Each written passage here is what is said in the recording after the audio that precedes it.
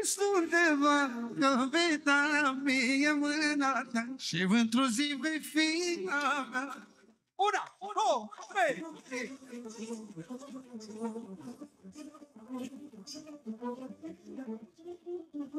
Atac fără precedent la Nicolae Guță. Țancă Uraganu aruncă flăcări. E unul singur, un singur nesimțit în toată România. Atât. Unul singur este, care nu respectă lumea și vine mai are puțin și vine în sutien la nunți. Ești bătut în cap. Când vin izmene la oameni la nuntă, la salon, ești bătut în cap, 100%. Îți lipsește ceva. Cum răspunde regele manelelor?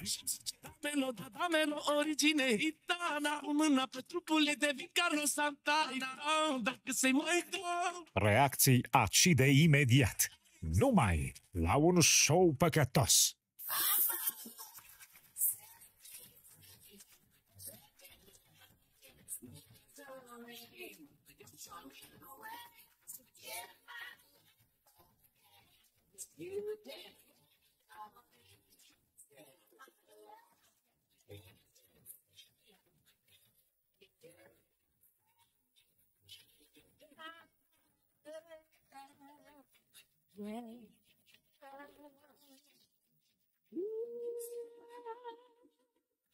Said how many times have I tried to turn this love around, but every time you just let me down. Come on, be a man about it. You serve the true that you can work it out all right. Tell me that you know I'd be the one to. Da, să una bună seara, bine v-am regăsit. Hai să trăiți, domnul Dan, Hai, să rămână la domnul fete. Dan. Cum s-ar zice, să rămână la băieți la fete, să ok. La mulți ani, dacă avem vreo Elena La pe mulți jur. ani tuturor Și împăsticul. împărăților și împărăteselor care poartă sfintele nume de Constantin și Elena, să le dea Dumnezeu sănătate și măicuța precista. Și să-i păzească împărații sfinți. Așa am auzit eu astăzi. Da. Că se spune cu urare Eu am simplificat. puternic dezvoltată. Pe wall-ul meu de pe Facebook am simplificat lucrurile. Am zis simplu. La mulți ani împăraților. Pe asta zic, cumpărați cu ăsta. Bravo. Bine. David Artist, regina nopții, cum ar veni. Cum ar fi? Chiar așa, domnul Dan. Ai văzut? Chiar. Ce frumos am zis. Ce Și a fost spontan. Ce vorbe minunate spuneți dumneavoastră. O să, apreciez întotdeauna, să știi. da. O să-ți povestesc ce am făcut eu azi. Ia. Ce ai făcut tu mai de Mai mult. bine povestesc eu. Mai bine m-a adus domnul Silviu să mai uite, să mai privesc polipul în ochi. Ți-am văzut. De data asta Am nu mi-a văzut mai făcut polip. până nas, mi-a făcut până în gât, cum ți-a făcut ție, cu tijă de aia. Tice de aia metalică, așa, da. Dar nu pot să vorbesc. Ce mai vreau să Pe știu? tine te-a tras de limbă? Păi nu, că el zice, hai, Ea poate zice tot de la Eu îl început. țin pe doctor, știi, îl țin așa, foarte strâns. Și nu te trage de limbă? Nu, că zice, mă rog, te ține el așa. Da. Da, da. Hai, că, băi, băiatul. Tare. Dar ți-ai revenit din starea aia? Nu te-a luat amețeala după aia? M-a luat o amețeală după aia? M-a luat cu frezoane. Da, mă rog, da? Mă țineam așa de... Ceva frumos. M-am distrat Dar de profund. ce ai făcut Ceva- asta? Adică ce procedură să Să mai vadă cum e aia. doar te-a uitat? De poate mai Deci dacă doar când se uită face așa, îți dai seama dacă îl scoate? Păi da, măcar atunci mă adorme Ba. cu tot. Da, David Artist pe Instagram, pe TikTok, pe YouTube. O să vă povestească de un Silviu. A fost un second opinion, Mar. Și e bine polipul dumneavoastră? A crescut, e mare, am grijă de el. Îl dă la școală acuși. Am fost normal cu el la toamnă, dau la liceu. Ați văzut, mare scandal, Țancă Uraganu. Da, domne, De incredibil. nicăieri sare la gâtul lui Guță. Acum nu comentăm dacă are sau nu are dreptate, însă pare că motivul este unul mult prea, sau mă rog, prea mic pentru avalanșa asta pe care a aruncat-o asupra lui Guță. E posibil să aibă ceva de împărțit altceva. Da. Că ce te deranjează pe tine că vine unul îmbrăcat în training? Sau ori fi înțeleși pentru TikTok-uri. Da, asta zic. Poate să fie alt motiv. Ziceți că Dacă vine îmbrăcat în training, înseamnă că ai tu șanse să te cheme mai multă lume. Că dacă îi deranjează pe poate îl besteni, cheamă la federațiile de sport, Dane, la șah, nu, dar la... dacă nu le place oamenilor de ținuta lui Guță, o să-l cheme pe Țancă în locul lui Guță. Nu? Sau De ce te-ai e un cumpăra? costum, da. Eu nu m-aș supăra dacă un concurent al meu ar face niște cifre mult mai proaste decât mine. Corect. Bucura că șansele să-l dea pe el afară sunt mai mari în lume. Noi ne avem Ceea concurență. ce s-a și întâmplat. Adică nu mai avem niciun concurent. S-a ales praful de toată lumea. Praf. Mă rog, mediatic. Praful de stele s-a ales. Mediatic vorbim, săraci. Poate că nu neapărat în finalul. Da, asta spun. Prea mare sminteala. Haideți să vedeți ce a zis și apoi o să întrebăm un maestru Al vorbelor de maneliști. al vorbelor și al ținutelor și al eleganței și al dress code-ului în lumea aceasta, să vedem dacă are dreptate. Domnul Oianu. Sancă. Doamne ferește. Domnul la fel de elegant, domnul Bursuc, Normal. care tot timpul este Va fi împăciuitor. eleganța, face parte din CNP-ul său. Hai să vedeți imaginile. E unul singur nesimțit în toată România. Atât. Unul singur este, care nu respectă lumea și vine mai are puțin și vine în sutien la anunți. Doar de unul singur e vorba. Ăsta care scrieți voi aici. Nu mai vreau să dau nume la nimeni. Și stă să dea sfaturi la lume. Pe lângă asta, când ești așa bătut în cap, că așa te numești, ești bătut în cap. Când vin izmene la oameni la nuntă, la salon, ești bătut în cap, 100%, îți lipsește ceva. Stă să dea sfaturi la lume. Și cum să vin la voi, în Rolls-uri, în alea, nu venim în Rolls, vină cu trenul, cu ce vrei tu, dar nu veni în izmene. Că nu vine nimeni să vadă cu ce ai venit tu afară. Vină cu ce vrei tu. Vină cu trenul, cu microbuzul, cu salam și pâine. Știi ce zic? Da. Nu veni în izmene. Scrieți aici, am dreptate sau nu? Fiecare dintre voi care faceți câte o petrecere, aveți pretenție ca lăutarul care îl alegeți să fie îmbrăcat frumos? Nu vreau să zic scump. Eu nu vorbesc de scump aici, vorbesc de frumos.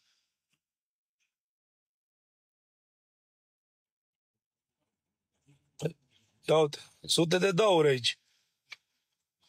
Așa mi se pare normal. Și pe lângă asta nu vă vedeți de treaba voastră. Mai bateți și apropouri. Și că acum să vin cu Rolls la nuntă, să vin... Vină mă cu taxi maxi, vină cu ce vrei tu. Dar lasă colanții.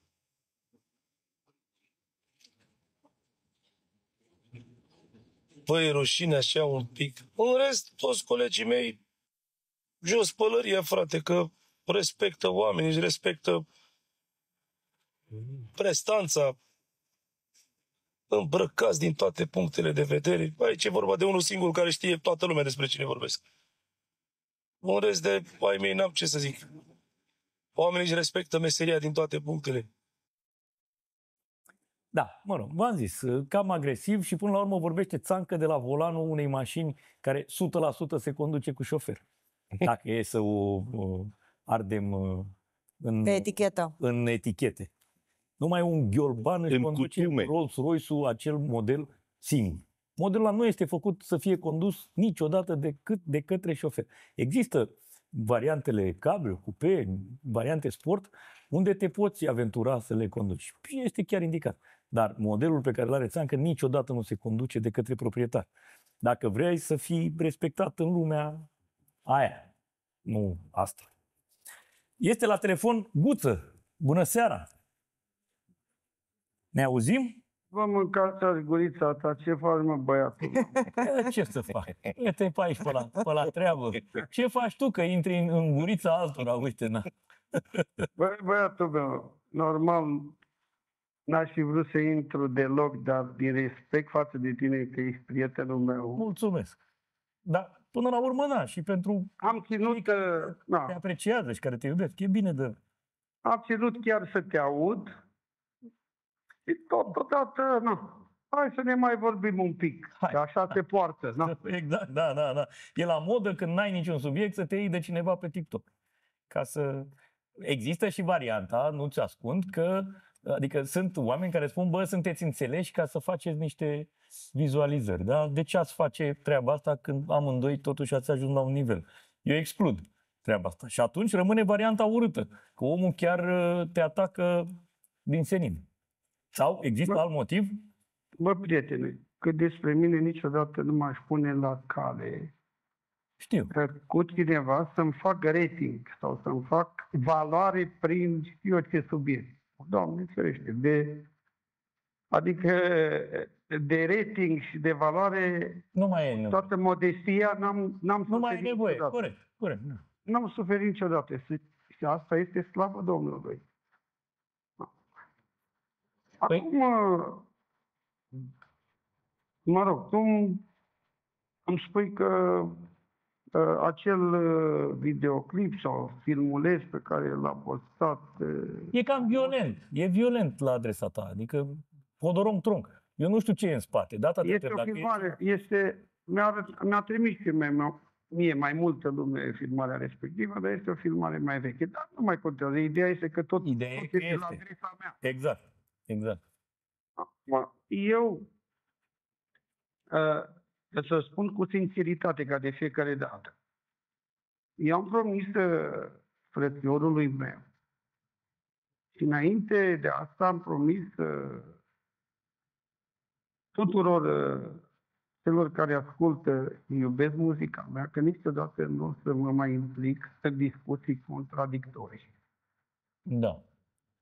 Pentru că discuțiile astea contradictorii, pentru mine, la ora actuală, Ce nu duc mi se pare o copilărie sau să zic eu, o cațealma ieftină. Da. Înțelegi? Sunt de acord.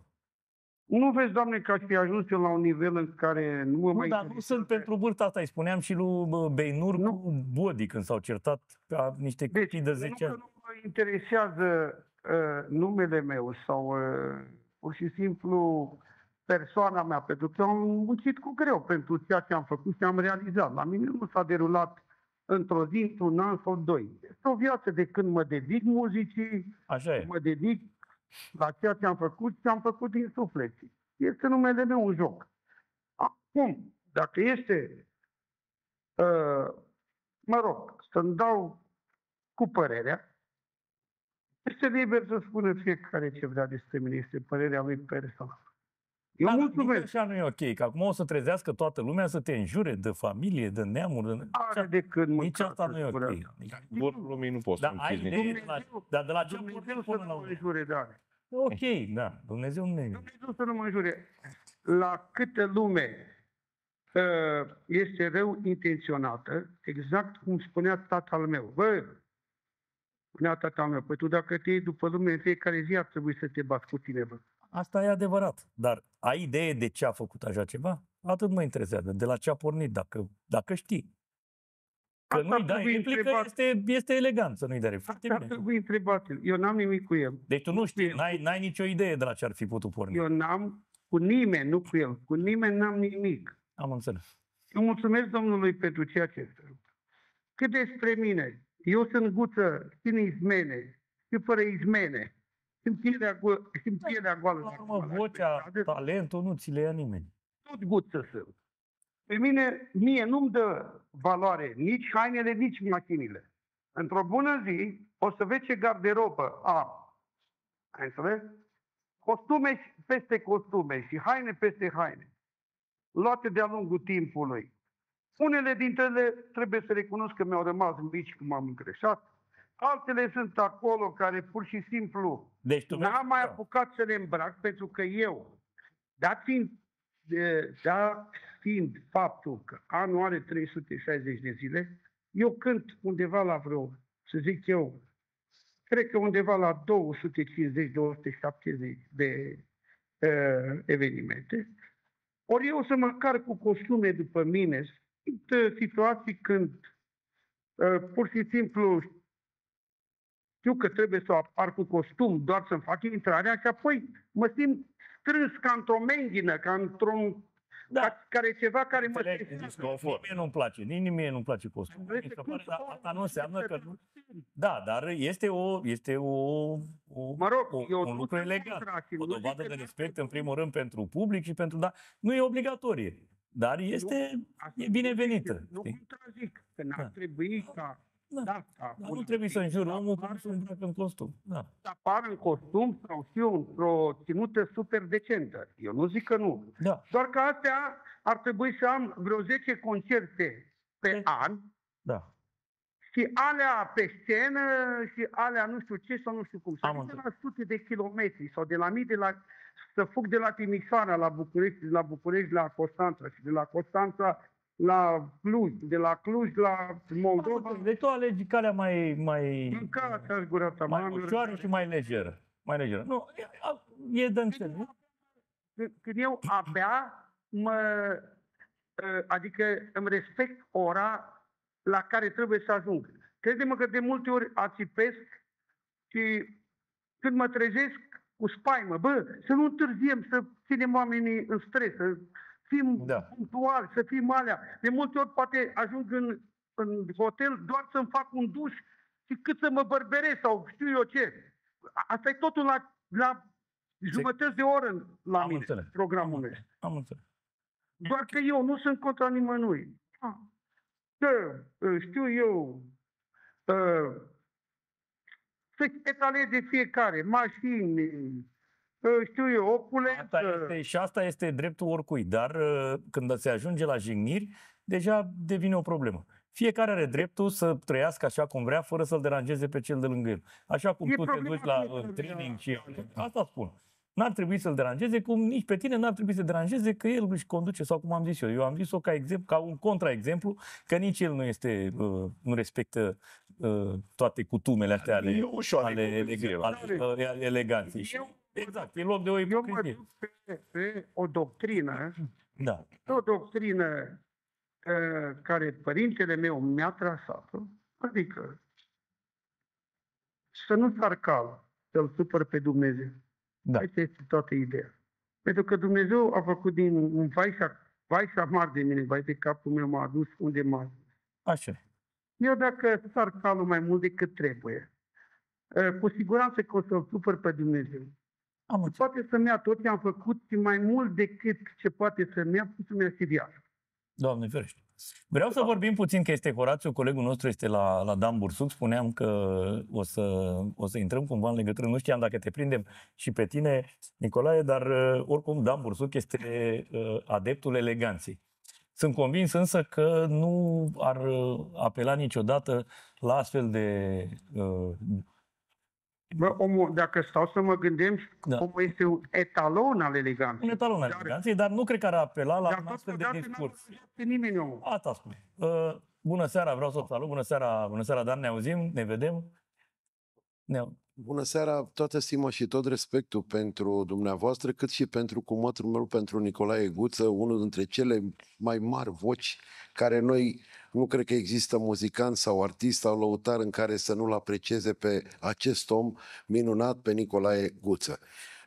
Cred că eleganța acestui om constă, lasă-mă puțin, Dan, eleganța acestui om a constat totdeauna prin vocea lui, pe care există un nume în muzica asta care reprezintă o întreagă Românie, Nicolae Guță. Eleganța lui e vocea lui minunată care ne merge la suflet și noi îl vedem rege, împărat, și când îi auzim vocea nu mai e nevoie de niciun frac, de niciun papion, de niciun joben. Când îl vezi pe Nicolae Guță, tu ai nevoie să-i asculți vocea. Acum aș vrea să spun un singur lucru separat. Eu am spus ce simt eu și ceea ce m-am convins de 40 de ani de când îl cunosc eu pe acest om minunat. Corect. Acum aș vrea să adaug ceva care nu trebuie să nu mă înțeleagă ceva Nicolae Guță. Eu cred că cartea de vizită a oricărui artist, a oricărui muzicant, e vestimentația lui. Eu știu așa că pe unde merg, unde trebuie să ajung, omul te ia de la pantof. Dacă stă puțin și poate nu te-a ascultat atât de bine cum cânti, dar cred că uniforma unui artist, a unui muzicant, e eleganța. Adică, ați văzut, un mecanic are uniforma lui, un constructor are șepcălia lui. Noi, artiștii, muzicanții, noi trebuie să ne prezentăm la patru ace. Cine strălucește în mijlocul unui eveniment? Artistul. Noi stăm cu fața la ei, ei cu fața la noi. Cine măsoară, v-am spus, de la tocul, de la pantof, nu? În primul rând, e respectul tău personal ca artist pe care întotdeauna trebuie să te ridici la același nivel. Pentru și ce facem cu Nicolae, care el a spus, a explicat de ce nu vrea, el se simte confortabil așa, în felul lui. N-ar trebui să mai fie respectat? Păi eleganța lui, auziți, Constă în eleganța lui simplitate. constă, el n-a pus preț pe lucrul ăsta. Da. El e un om simplu, e un om pe care întotdeauna el și-a dorit așa cum și-a dorit inima lui, așa vrea să Păi și pară. merită să Niciodată fie, nu merită poți să să fie impui jignit așa? unui om. Dar acum n-aș vrea să deranjez alți artiști. Dumneavoastră ați văzut că sunt banduri de cover-uri care vin în tricouri, în Adidas, în temiri cu pantaloni din aia până la gleznă, cu tot felul de din astea. Ei sunt invitați să cânte. De ce trebuie, când e un nume atât de mare ca Nicolae Guță, trebuie să punem, știu eu, să aruncăm așa cu vorbe din astea care, domne, trebuie să stăm. Eu consider că fiecare om dintre noi să respectă personal, să respectă pe el însuși. Cu cât vrea el să se respecte, el nu neapărat că trebuie să respecte publicul, să respectă pe el personal. Eu vă spun una sinceră și o spun până la sfârșit. Eu am avut tot timpul, cum să spun eu, intenția asta de a implementa tuturor generațiilor care au fost alături de mine. Eu am spus, băi, oameni buni, știți pe ce trebuie să punem noi bazele principale? Pe eleganță. În măsura în care noi suntem foarte pedanți, foarte eleganți și ajungem în mijlocul unor oameni care așteaptă cu nerăbdare petrecerea, noi trebuie să ne ridicăm la același nivel pe care îl așteaptă și ei. Pentru că oamenii ăia se pregătesc atât de mult să-și cumpere costume, rochii, jobenuri, papioane, pantofi de lac. Și noi, artistul, trebuie să arătăm atât de bine. Pentru că pretențiile lor sunt foarte mari. Când spun ei, domne, eu mi-aduc aminte și fac o paranteză mică. Domnul Bursuc, eu când vă luăm orchestra dumneavoastră, noi ținem cont și cum veniți îmbrăcați. Aveți cuvântul meu de onoare că s-au întâmplat de foarte multe ori când ajungeam acasă la oameni, știu, la obiceiurile astea, noi ne îmbrăcam într-un fel, iar seara în alt fel și tot timpul îi bucuram pe oameni prin felul vestimentației noastre, prin interesul și câtă atenție acordam oamenilor. Acum fiecare dintre noi, și nu vreau să mă înțeleagă nimeni. Dan, mai avem 2 minute. Ai un mesaj pentru fiecare dintre ei în scandalul ăsta? Că până la urmă îi păstorești de atâția ani pe toți. Am un mesaj și uite, vreau puțin să-ți arăt cum îmi doresc eu să fie. Astăzi chiar ai fost semnăm și protocol cu Cristi de la Buzău și Mădălin Riță, uitați aici lângă mine. Astăzi semnăm contractul, facem un protocol între mine și Cristi, uitați eleganță, ia uitați cum se prezintă astăzi. Astăzi am pregătit și contractul să semnăm protocol Cristi de la Buzău și finul meu Mădălin Riță. Și pe 13 iunie parcă ai și un eveniment, nu? Pe 13 iunie am mare eveniment și uitați cum îmi doresc eu să fie venit și voi aproape lângă mine.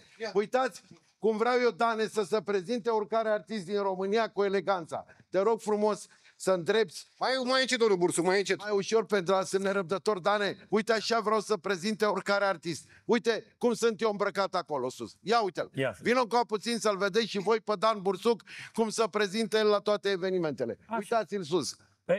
Atunci toți artiștii, Cabine de consultant, siguranță. Mai puțin Nicolae Guță, care se... Dar ce scrie, mă? Siguranță și încredere ca în poliție? În simplitate, da. Pe afiș? Siguranță, încredere, om de cuvânt, da. Uitați, așa vreau să prezinte. Te rog mult de tot, ia imaginea asta. Doamne ajută. Mulțumim mult, a fost îi mulțumesc mult și lui Nicolae Guță pentru intervenție. Luăm câteva minute de publicitate pentru că efectiv nu mai avem timp. După publicitate intrăm în dialog și cu Țancă Uraganu, să vedem totuși, ne lămurim de unde și până unde toată această nebunie. Publicitate, revenim.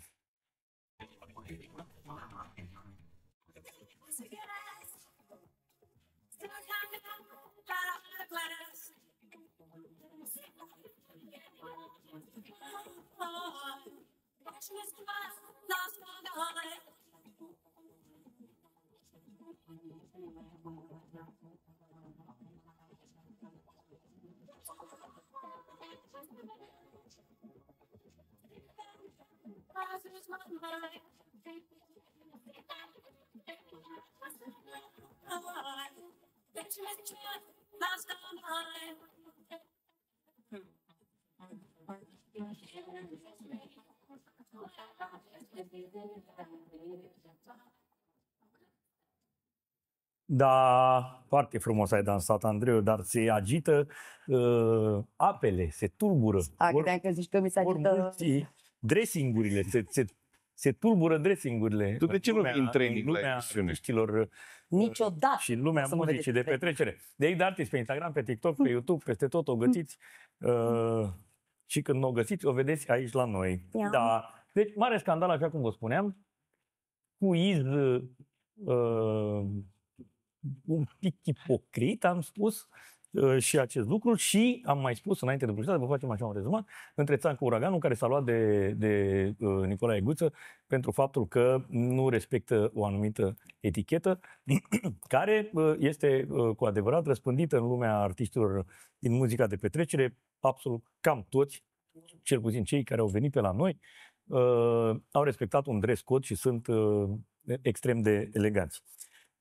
În această categorie, intrând și Țancă Uraganul, dar nu și Nicolae Guță. Și de aici, mare motiv de scandal. Mie mi se pare un pic copilăresc și o să vorbim puțin cu Țancă, să aflăm și partea lui, părerea lui despre acest lucru. Practic, el a declanșat această sminteală. Bună seara, Țancă, ne auzim? Bună seara! Bună seara, mulțumesc! Domnul Capatos! Mulțumesc pentru disponibilitate și pentru că ai acceptat să vorbim câteva minute. Cu drag.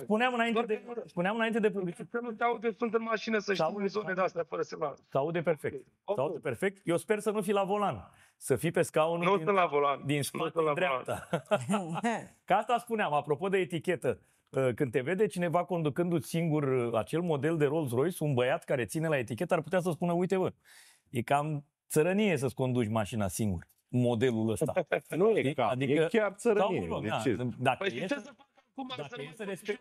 acum, păi vezi, așa poate să zică și Guță. Ce să fac, frate, să nu mă mai îmbrac în training, că nu-i place lui Țancă? Știi? Adică, așa cum nici de tine nu se ia nimeni că-ți conduci singur mașina, deși un model care necesită șofer, așa și el. Adică de ce să vă certați? E urât, mi se pare mie. Deci, din aur mi-a spus colegul tău care m-a sunat și mi-a spus despre ce este vorba, că nu știam ce s-a întâmplat la emisiunea acolo. Așa postarea ta de pe TikTok. Postarea aia cred că e de vreo 1 an sau 2 ani, nu mai știu când. Da, e valabil. Vorbeam în general că noi trebuie să respectăm oamenii care ne cheamă la evenimente și... Aici îți dau dreptate. Acum, dacă ai un eveniment, te întreb pe tine, domnul Capatos, dar vreau să răspund sincer. Te rog. Dacă ai un eveniment în familie și e socru mare sau generică sau nu știu ce, la un restaurant luxos, îți convine să vin în training? Nu știu dacă mă întrebi personal, nu știu ce să spun. Dar nu te-aș jigni. Nu te-aș jigni, știi? N-am spus nici de ei, am vorbit la general. Am zis că cine face treaba asta înseamnă că nu are respect pentru oameni. Oamenii s-au sesizat singuri, că știu ei cine face treaba asta. N-ai zis numai atât, Țancă, n-ai zis numai atât. Ai mai folosit și alte propoziții mai jignitoare. Da, normal. Așa, dacă zici, aici sunt de acord cu tine. Da, dom'le, poate fi interpretată și ca o lipsă de respect pentru... Țancă, tu ai o relație de prietenie cu Guță? Adică vă respectați, vă vorbiți, comunicați? Nu avem o relație de prietenie. Am avut înainte, dar în momentul de față nu mai... Puteai să-l suni în privat, să-i spui, bă, Nicolae, uite o părere de-a mea. Nu era dacă niciunul dintre voi nu știu dacă... de colegialitate. Nu, dar Țancă spune că nu s-a referit la Guță.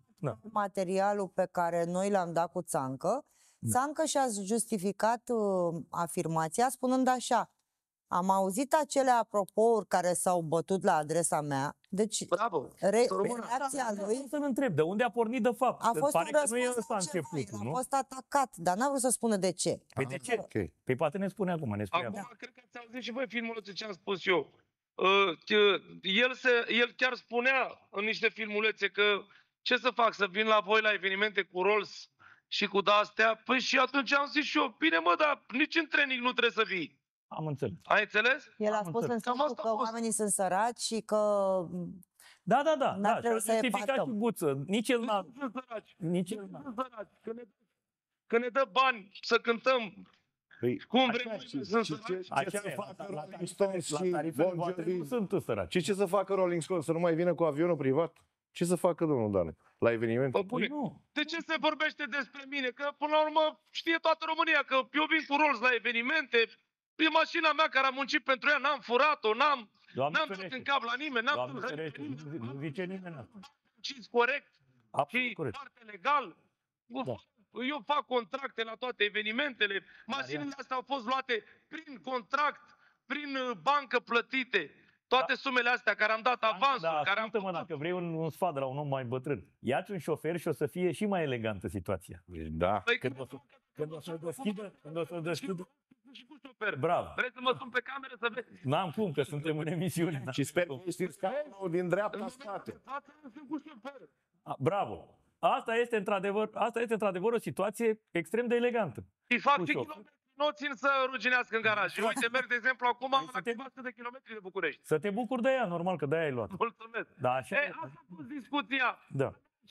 Să mă atace că mergem cu Rolls la nunț și cu tare, că nu știu ce. Am înțeles. Ca să ce? Ca să vezi, Doamne, că noi jignim lumea, că mergem cu dar care e problema? Și eu N-am luat mașina la cineva cu japca. Eu l-am întrebat pe Nicolae, pe Guță, de unde crede sau de ce, că, repet, mi s-a părut motivul Da, frate, pentru... Solid cunoscut. Da. Ești de atâția ani în lumea asta bună. N-ai ce să cauți la nuntă în training. Că te duci pe zi la curte, da.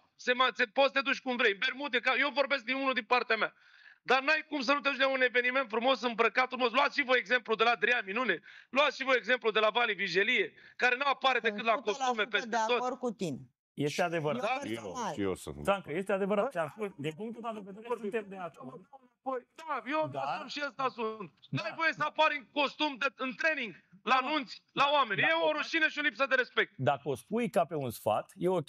Dar în continuare, tu ai avut și niște jigniri la adresa lui și alea n-au mai fost ok. Noi am spus și la început despre treaba asta. Dacă spunea doar atât... Te rog și spun dacă e așa sau nu, că nu mi-aduc aminte de jigniri. Eu am mai știu. Și am vorbit în că nu e valabil doar pentru unul, e valabil pentru noi toți. Trebuie să mergem cât se poate de adecvat la niște oameni care plătesc niște sume de bani, au și ei pretenție să venim și noi cum trebuie să ne prezentăm în saloanele de nunți. La curte, pe zi, repet, poți să mai mergi în bermude, în tricou asta. Dar de ce te deranjează că face Nicolae Guță? De ce te deranjează că face Nicolae Guță treaba asta? Adică de ce te deranjează personal?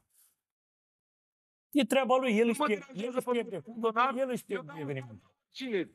Am înțeles. Eu dau un sfat la oricine, pentru că eu sunt un om care vorbesc. Care e problema? Ăsta sunt și ăsta mă cheamă. Eu dau un sfat la oricine când văd că greșește față de oameni. A fost puțin surprinzător pentru că Nicolae te-a ajutat la începutul.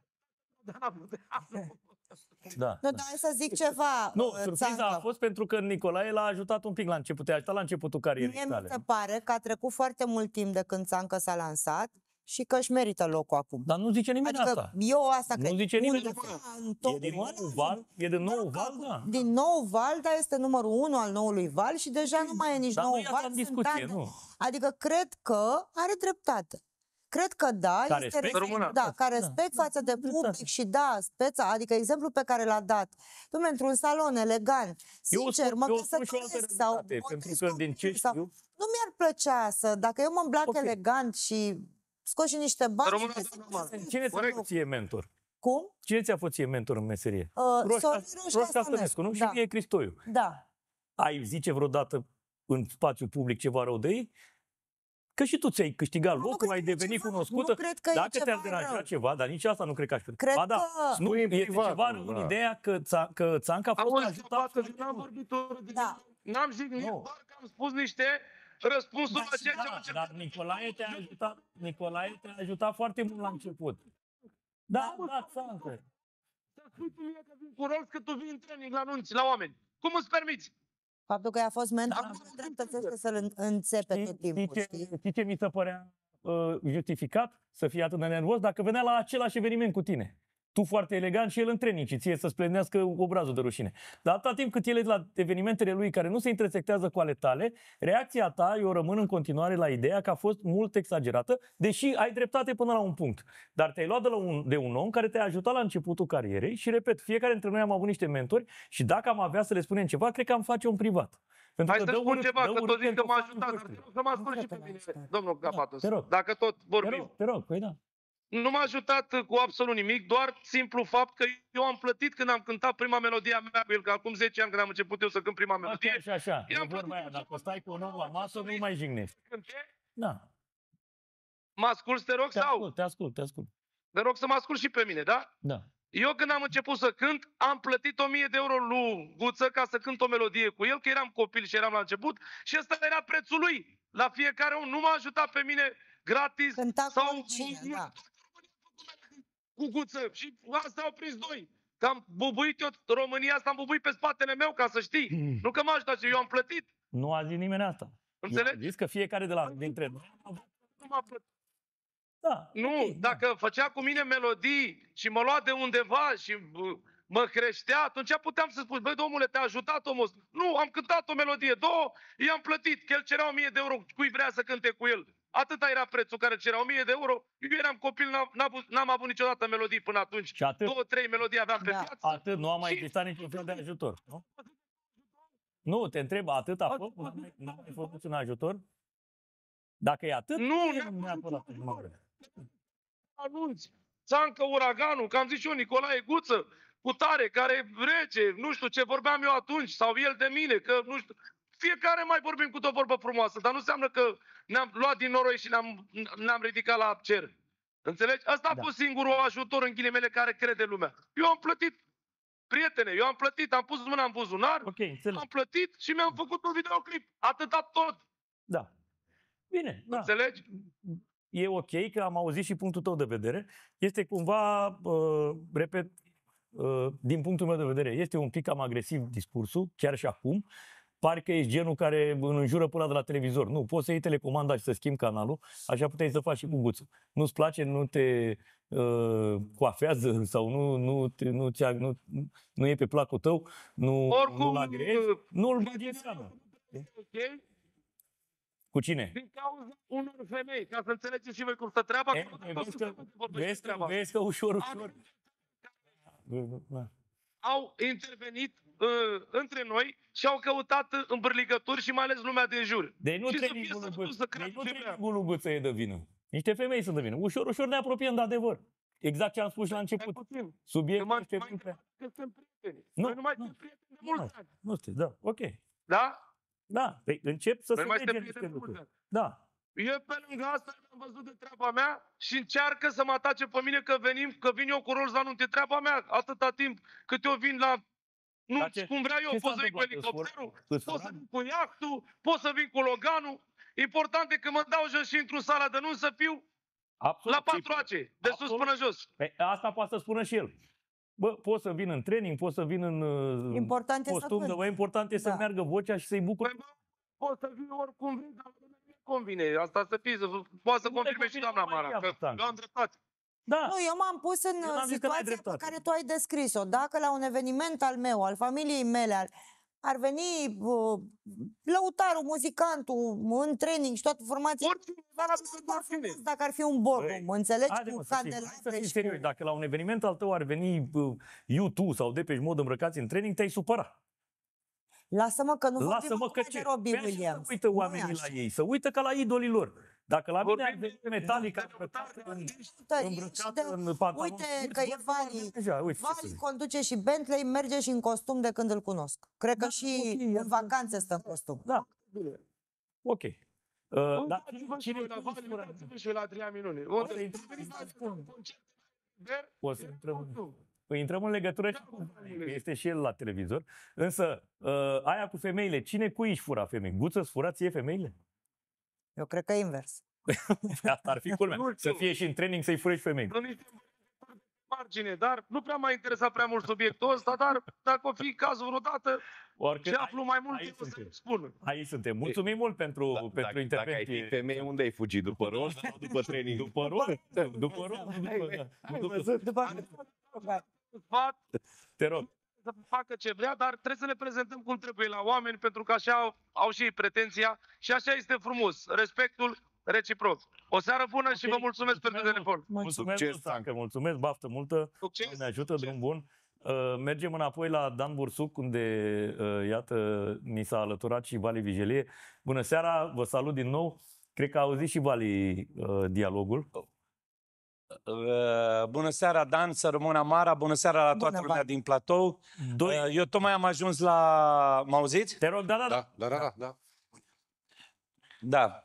Eu tocmai am ajuns la Dan, nu știu în mare discuția, dar dacă pot să fiu de ajutor, cu cea mai mare plăcere. Am venit, de ce am venit la Dan? Ca să ne înțelegem. Așa. Are tocmai un băiat foarte, foarte talentat, te rog frumos să-l prezinți. Cristi de la Buzău. Ni l-a arătat Cristi de la Buzău. Noi am semnat un protocol și el a venit pentru că va face două melodii. Una nu bănuia Cristi de la Buzău că lui, contractul lui va fi televizat. Stefania Nan.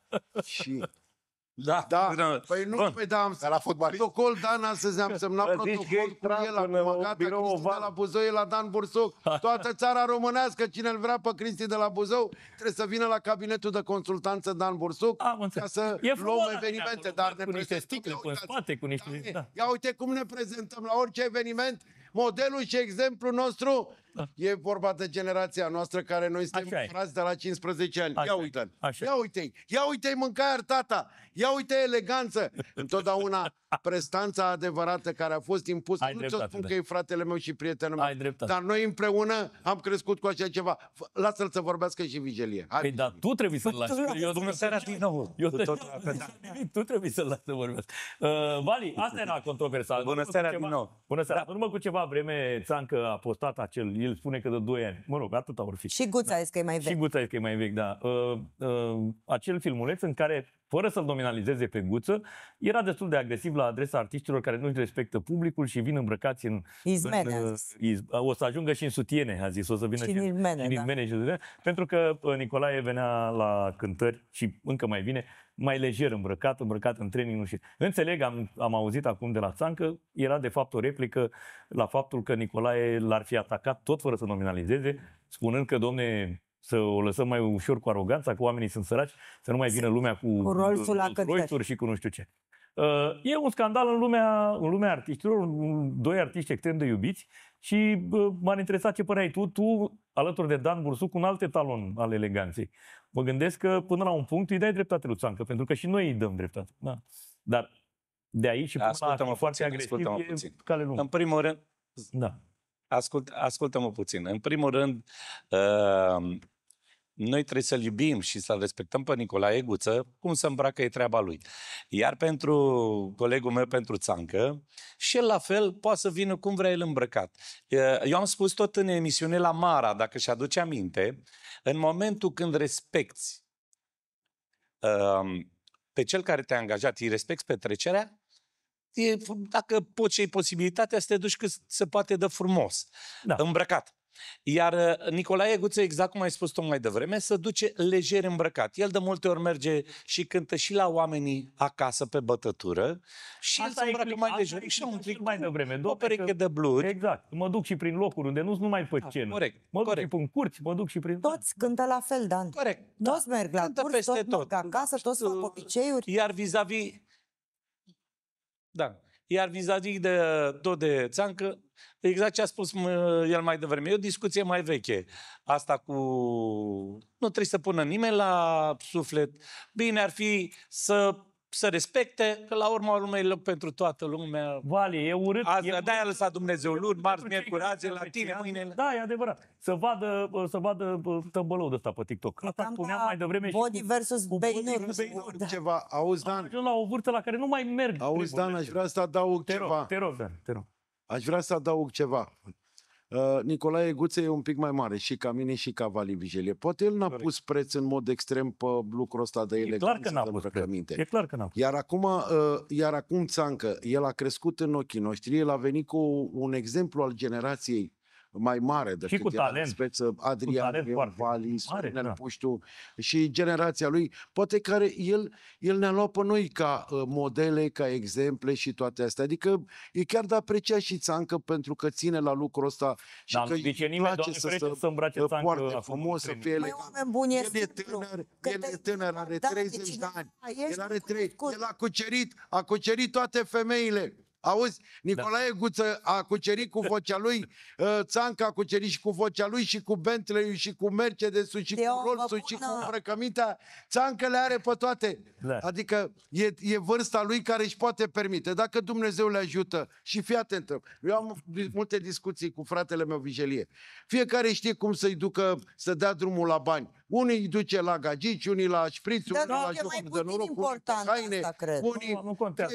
Nu, am sesizat o comparație apropo de Valul tânăr. Valul tânăr e mult mai agresiv. E agresiv, da. Și Bodin pentru că o așteptat sau a avut, uite, că Dar poate de ce? Că dacă vine rândul tuturor. Pentru că, uite, domnule, ca să ajung să fac o piesă, trebuie să-i dau 1000 de euro și Poate că făceau și Guță, cine? ăla, când era mic, cine știe ce a făcut? Ăla Știe, ce dar a eu făcut? vă pun următoarea speță. Dom'le, sunteți necunoscut acasă. Uite, domnii, doamnele Sorin care se uită la noi. Sorin Necunoscutul, fratele lui Romeo, care cântă foarte frumos la reci, Da. cu acordeon.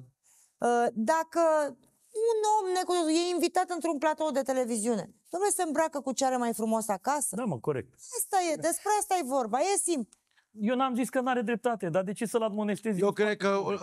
Eu cred că beneficiarii întotdeauna pun preț enorm de mare. Da, e normal, Dan, e normal să pui preț, că e în primul părerea mea, adică de imaginea ta, nu neapărat de respectul pentru celălalt, că da, imaginea ta. Poate că de la alții de public e mai mult. Dar dacă tu alegi să te detonezi singur, să te...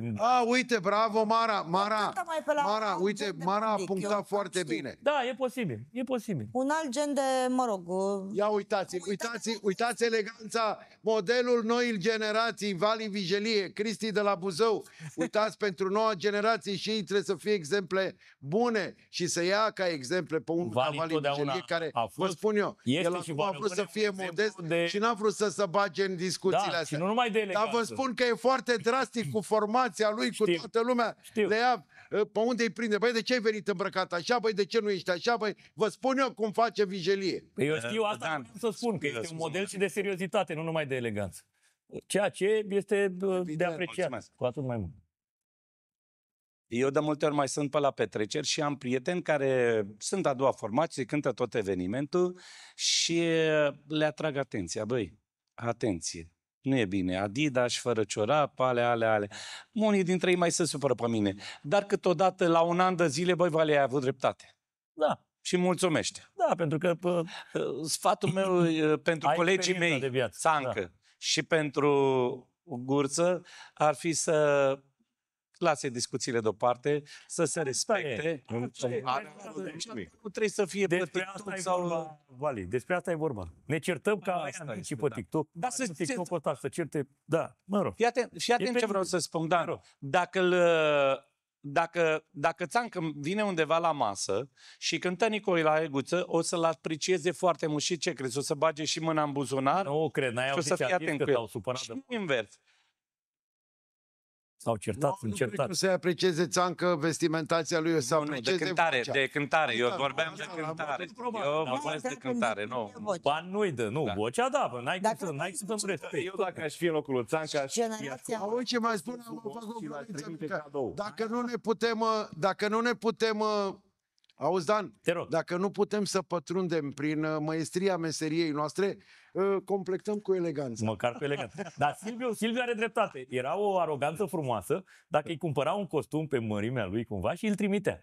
Uite, frate, cadou de la mine. Fără nimic, fără să-i spune nimic. Bă, nu te mai îmbrăca între ei. Bă, cadou, nu ce bună asta, Țancă! Un cadou de respect, de prietenie. Apropo, bun. De colegialitate. Acum nu mai merge, că s-a spart scandalul. Poate să facă și acum. Da, deci nu mai merge. Era frumos. Te rog, Dan. Da, am vrut să spun că ați găsit o soluție minunată. Chiar așa ar trebui să spună. Uite, să-i facă un coleg din ăsta special să spună cu dedicație de la Țancă pentru exemplul meu, pentru că noi trebuie să-i luăm pe ăștia mai mari ai noștri ca modele, ca exemple și chiar a avut o, cum să spun eu, chiar dacă el a plătit 1000 de euro, auzeam că a spus că a plătit, nu contează. Când stai lângă cineva, la masă cu cineva, exact cum ai spus și tu, de mentorii tăi, de modelele tale de viață, contează enorm de mult când ai ocazia să stai lângă oameni care sunt modele și sunt apreciați. Adică hai să vedem fiecare noi, să ne vedem de interesele noastre, fiecare cum știi cum și așterne așa. Eu m-am prins de unde vine agresivitatea asta, niciodată n-aș tinere. Noi, generația noastră, a mea, a ta, a lui Vali, a lui Dan, a lui Guță, am prins vremurile alea când, într-adevăr, s-a muncit pentru ceva. Am prins și vremea lui Ceaușescu. Tinerii acum, cum e Țancă, născuți în libertate, pac, au luat succesul, l-au înghițit și au luat aripi și n-au nicio frică. Nu e nimic rău în asta. Nu e nimic rău, dar trebuie să recuperezi și educația. Unul de vârsta noastră stă să se gândească atunci când aruncă o vorbă, dacă o aruncă sau Modelul meu de viață a fost Giovanni Becali. Mie mi-a plăcut, modelul meu de viață a fost Giovanni Becali, Cine Orgulescu. Da. Ăștia, domnul Mircea Sandu, eleganță și prestanță, Cornel Dinu, puțină era vrăjeală cel mai frumoasă și... Cornel Dinu. Cornel Dinu. Da, mulți. Corect. Și dacă ne referim acum, că am vorbit a spus Dan despre oameni din fotbal, dacă ne referim la artiștii de pe vremuri, păi da, la vremea lui Ceaușescu, cum apăreau la TVR?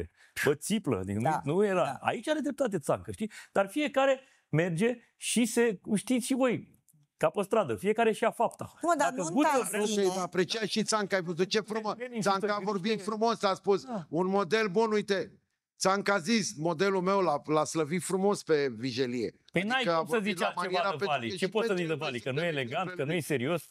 Adică e de apreciat și băiatul ăsta, Țancă, e un copil care bagă foarte mulți bani în vestimentația lui. Și de ce să nu se bucure de succesul lui, de meritele lui? Eu unul estimez și chiar îl apreciez pentru faptul că știe banii. Da, dar Guță moare pe mâna lui dacă e să-i se întâmple ceva din cauza vestimentației. Dan, ascultă-mă numai puțin. Te rog. Dan, scuze-mă că te întrerup. Nu-i problemă. Fii atent. Am discutat de toate alea, dar să nu uităm că Nicolae Guță are 11 sau 12 copii. El probabil se gândește prima dată să aibă ce să mănânce copilașii lui și totodată ce să îmbrace copilașii lui. Aduceți-mă aminte că el mergea cu Dacie. Ei nu trebuie să fie îmbrăutăți. Mergea cu Dacie pe la concert. Corect. Și avea, auzi, mergea cu Dacia și avea bani să-și cumpere și avion dacă vrea. Exact. A spus-o mai întâi că are copii, Guță-i pe urmă a spus că are bani de avion. Băi, știi ceva? Eu știu una și bună. Poți să câștigi și 2 poli, 3 poli. Când ți-o fi drag să te porți, bagi mâna în buzunar și dai ultimii bani pe o haină să arăți bine. Eu așa o văd, nu trebuie să ai stive de bani, să ai saci de bani. Cât ai, cât îți dă Dumnezeu, sunt haine și scumpe și mai ieftine. Elegant și să miroși bine. Da. Da, uite, acum și să încheiem, că nu trebuie să... Să-mi o vijelie. Și să încheiem să nu să supere nimeni. Ar fi bine ei să se respecte, dacă au ceva de discutat, să discute doar în privat. Pentru că oamenii îi iubesc pentru ceea ce fac ei, pentru cântare. Și dă rău în fața fanilor. Diferit și generațiile diferite. Ok. Nu au mulțumesc mult, Vali, mulțumesc mult, Dan. Ne vedem. Și eu vă mulțumesc cu o seară frumoasă și să aveți parte numai de bucurii. Mulțumim, ne vedem pe la Juș, pe la mâncare, prin cartier. A fost Vali Vigelie la biroul lui Dan Bursuc, acolo unde Cristi de semnat Cristi de la Buzău și cine vrea să-l contracteze trebuie să treacă pe la Dan Bursuc. Și să-l contacteze și să-l contracteze. Bine. Luăm câteva, ia uite cât s-a făcut. Luăm câteva minute de publicitate și revenim.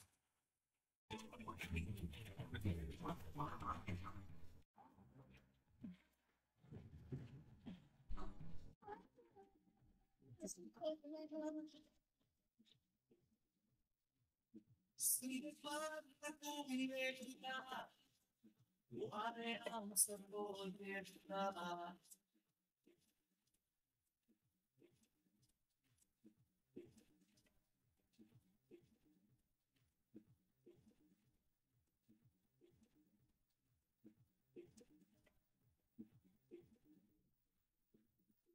Vreau să știi că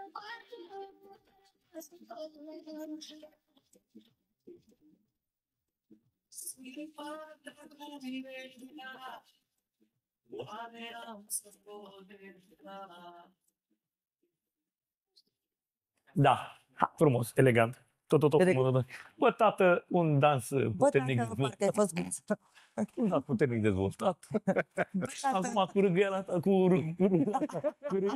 râgăiala asta în voce, parcă se mă încuadrim pe bă, tată, un dans puternic dezvoltat, frumos. Știu ce zici, știu. Ți-ai făcut părul? Doar l-ai prins așa, într-un semi... Cerc. Am crezut că e... Am făcut azi un caiet de geometrie și am rămas pe semicerc. Da. Am înțeles. Da, bine mă, tată, Aido și eu, Andreu, sau numai pe Aida în cască. Dig de Artist pe Instagram, pe TikTok, pe YouTube, pe unde mai este. Și prin Centru Vechi, nu se duce mâine în Centru Vechi? Da, și la Oradea a fost. Se duce. Uite, bă, băiatule, cum o ținem tot într-o petrecere, tot în zona asta de muzică, de petrecere. Petrecere, până la urmă, da? Daniela Gheorfi. Noapte de vis, ia-mă cu tine în paradis, în paradis. vis, dă-mi amintirea și amăgirea ce-mi promis.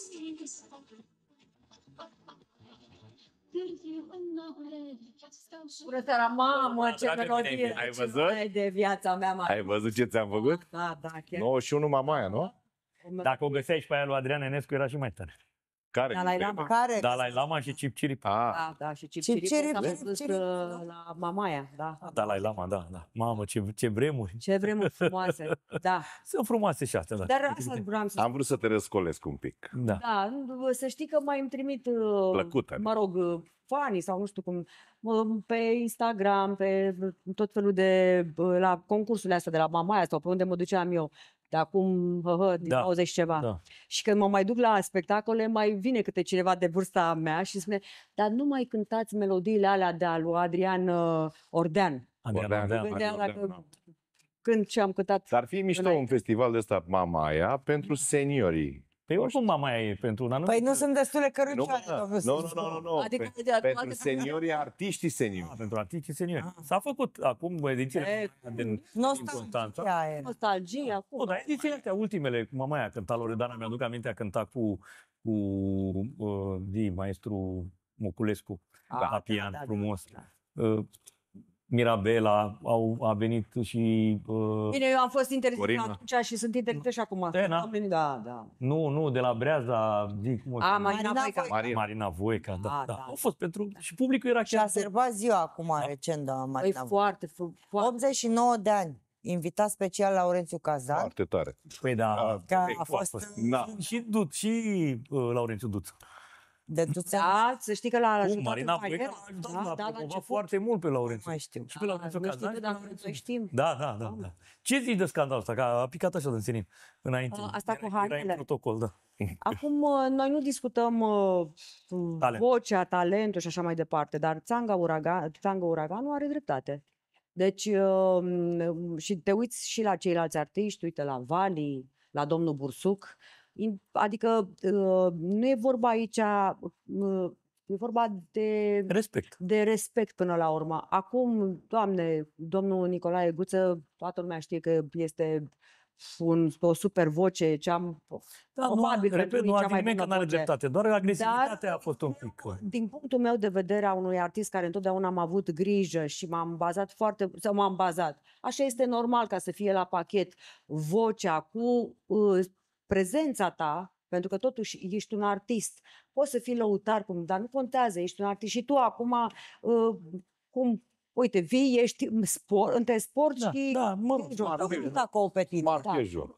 Adică mi se pare, cum să-ți explic, mi se pare până la urmă munca ta trebuie să se reflecte asupra ceea ce ai. Acum nu trebuie să ai cea mai scumpă mașină. Teoretic, da. Și până chiar și practic. Mi se pare... Eu îți mai dau niște exemple unde nu se mai ține cont. La Antol, anul trecut, acum 2 ani, anul trecut cel mai important headliner a fost Lenny Kravitz. Acum 2 ani au fost băieții de la Imagine Dragons. Bă, poți să zici orice, numai că nu sunt șmecheri rău ăia. Bă, a venit solistul, pantaloni scurți, Adidas, și când și-au dat jos tricoul, nu știu dacă știi pe solistul de la Imagine Dragons, au leșinat jumătate... Da, mă, dar ea nu vin la anunț și la botezul și la cumătriște. Au cântat omul în pantaloni scurți. Da, dar le-a deranjat pe fete? Nu, acum nu-i de nunți, mă, de botezuri, ceva. De genul ăsta. La spectacole ai văzut că la spectacole fiecare vine și în pielea goală și în pantaloni scurt și va o fi cum nu o fi. Stadion, când te duci la special anunț, eu știu că au foarte multe cântări și la eveniment de ștaif. Trebuie să ai cât de cât, am înțeles. Mă rog, poate nu se ocupă nimeni de imagini, poate nu pune preț domnul Guță pe imagine. A zis că nu pune preț, dar nu pentru asta nu trebuie înjurat. Asta este, dar din punctul meu de vedere a unui artist care am o carieră în spate și care oricum sunt criticate și cu hainele și cu tot ce vrei. Ai văzut? Nu-i degeaba te îmbraci frumos, că tot e degeaba. Eu țin pe mea, deci eu nu trebuie să... Nu poți să mulțumești pe toată lumea, asta încep. Da, trebuie să ai... Măcar dacă ești un păcat pe tine, da. Trebuie un echilibru. Da, acum în gustul omului nu ai ce să... Nu ai ce să faci, da. Și repet, uite, nici n-am mai avut timp, că îi spuneam lui Dan Bursuc, bă, nici Salam nu este atât de elegant. Are seri când tricou. Păi nu, păi da, vezi Sunt că un tricou, un are tricou un negru tricou, mulat. nu, are un tricou Și și îl are schimbă de așa, 400 de ori. nu, deci nu Păi eu nu compară zic că e unul cu altul. același. Da, nu are neapărat vreun Nu, frac. nu este adevărat. Nu cântăm frac. Florin vine cu... Pune sacou, eu știu. Își mai pune sacou peste, Și îl da. mai dă jos. Îl mai dă Mai jos. dă jos, da. Da, Florin este, nu neapărat că este altceva. Florin l-am văzut cel puțin eu, de câte ori m-am nimerit cu el la spectacole sau la nunți, la botezuri, la... Nu mai zic că la clip când vine omul cu make-up artistul, cu hairstylistul, cu Roxana care îl ajută cu hainele, cu... Deci e omul într-un fel. N-ai... Uite, Vali se îmbracă foarte frumos. Da, Vali, nu l-am văzut și niciodată sunt pe foarte Vali în mulți tricou. colegi Nu care l-am văzut pe Vali în tricou, niciodată. Am văzut în niște imagini din Zanzibar. Da, bine, da. Pe plajă. Pe plajă, da. Nu, sunt Uite, câțiva. de exemplu, aici nu mă deranjează la Dar e Galeria H. spectacol, de se poate, nu e Deci nuntă. este super ok. Aici este, băi, așa s-a îmbrăcat omul, e ok. Adică n-ai. Dar am văzut niște imagini care, într-adevăr, nu prea erau... Da, ție bine, n-ai avut ocazia, dar ți-a zis, sau poate cine, ți-a zis cineva ceva legat de ținută, să zică, domne, nu ne-ai respectat că ai venit așa? Poate prea sexy sau prea sport? Sau, prea sexy. Mă gândesc că prea sport n-aveau, cum că nu te-ai dus niciodată în Adidas. În trecut măsura, iar tu știi lucrul ăsta, că aveam discuții că mă duceam la Playboy, mi-a explicat mie de o colegă de-a mea de o cântăreață care se duce când duce gunoiul ca la spectacol, nu știu dacă mai ții minte de cine este vorba, spune de... Nu mai știu. Așa, și, mă rog, niciodată nu cred că am întrecut măsura. Într-adevăr, am avut o imagine destul de controversată, însă pozam, deci poze, poate clipuri. La festivalurile de la Mamaia, spre exemplu, mergeam ok îmbrăcată, dar eram altceva, deci eram din altă... Dar niciodată n-am fost la nuntă sau la spectacol sau nu știu, la orice indecent. Da. Poate mai sexy, Mai poate, provocatoare. Dacă stai să te gândești și te uiți acum la toate fetele, de la toate genurile muzicale, toate, suntem femei, trebuie să fii mai mulat sau un picior, ce-o fi, că doar nu se pun acum. Aripioară și picior. Dar asta nu înseamnă, niciodată n-am avut problemele astea. Nu. Deci nu a cont. Adică n-ai deranjat prin vestimenta. Păi nu cred că... Probabil că nici lui Guță nu-i spune nimeni. Că poate dacă ar fi spus la un eveniment. Depinde unde cânti, Dane. Acolo unde cântă el, la nunțile alea. Probabil că nu spus, nu i-a spus nimeni. Nimeni. Nu-și permite nimeni să zică. Omul cântă... Aia zic încă o dată. El se riscă pe persoană fizică, de-aia n-am înțeles reacția. Ca sfat, da, poți să-i dai un sfat. Dar de ce să fii atât de agresiv? Mai ales că există șansa să nu mai cheme nimeni, să te cheme pe tine în locul lui Poftim Țancă. Nu este adevărat. Aici oamenii care îl cheamă pe...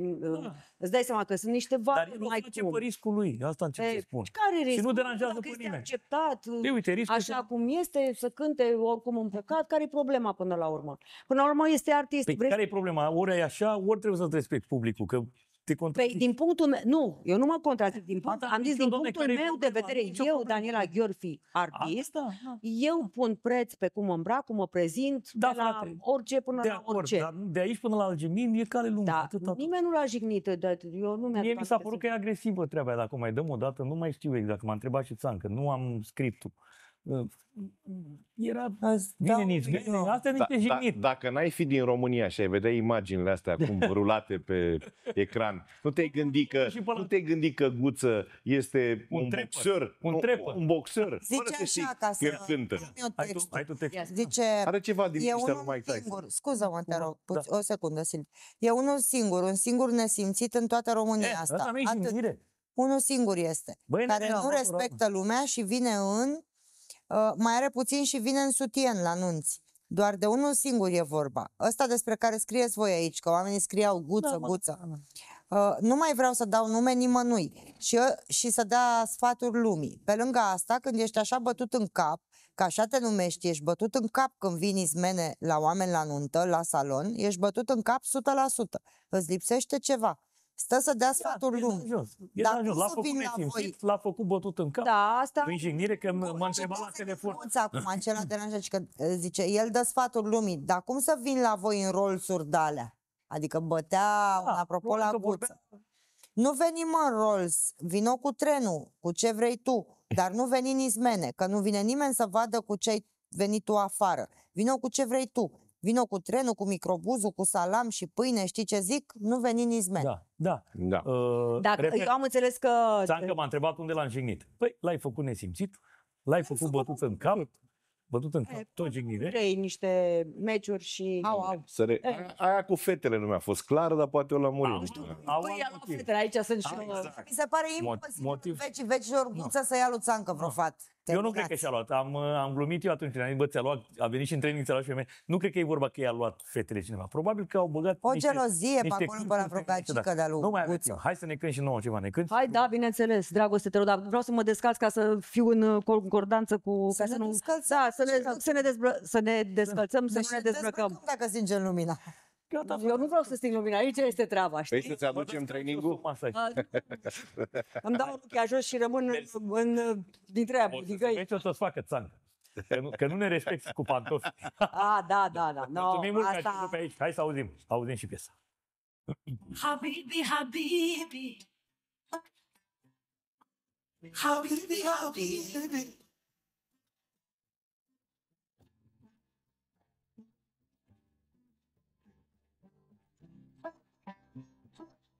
Habibi, habibi. Tu îmi faci ochii să se aprindă, și buzele mele să se încingă, visele mele ar fi goale, fără tine n-aș avea suflare. Tu îmi faci ochii să se aprindă, și buzele mele să se încingă, visele mele ar fi goale, fără tine n-aș avea suflare.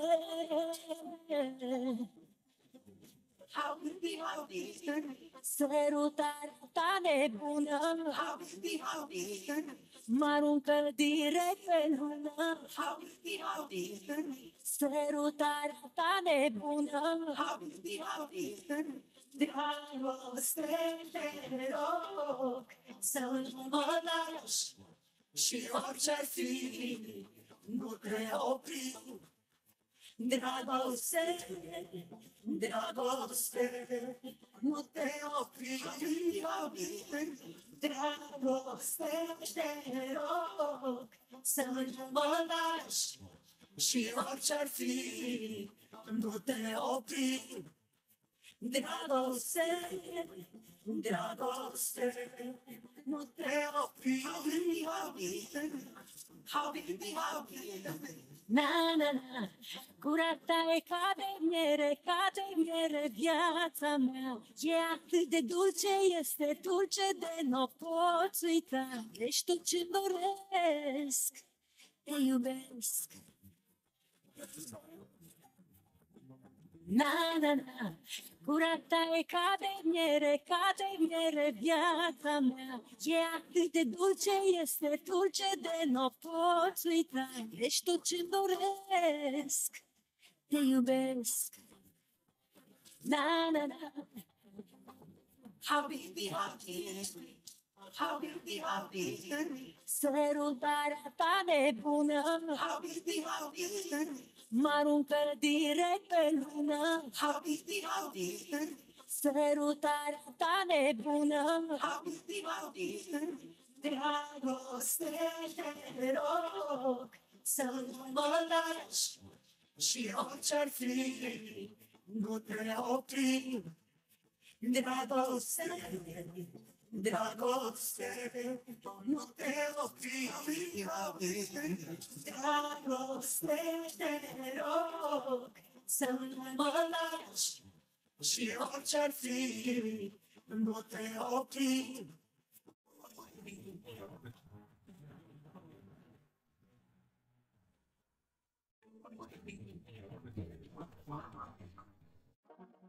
Let's go. Let's go. Let's go. Going to hide. Let's go. Let's go. Let's go. Let's go. Going to hide. Let's go. Go. Go. Go. Let's go. Go. Go. Go. Let's go. Go. Go. Go. Get the fuck. Let's go.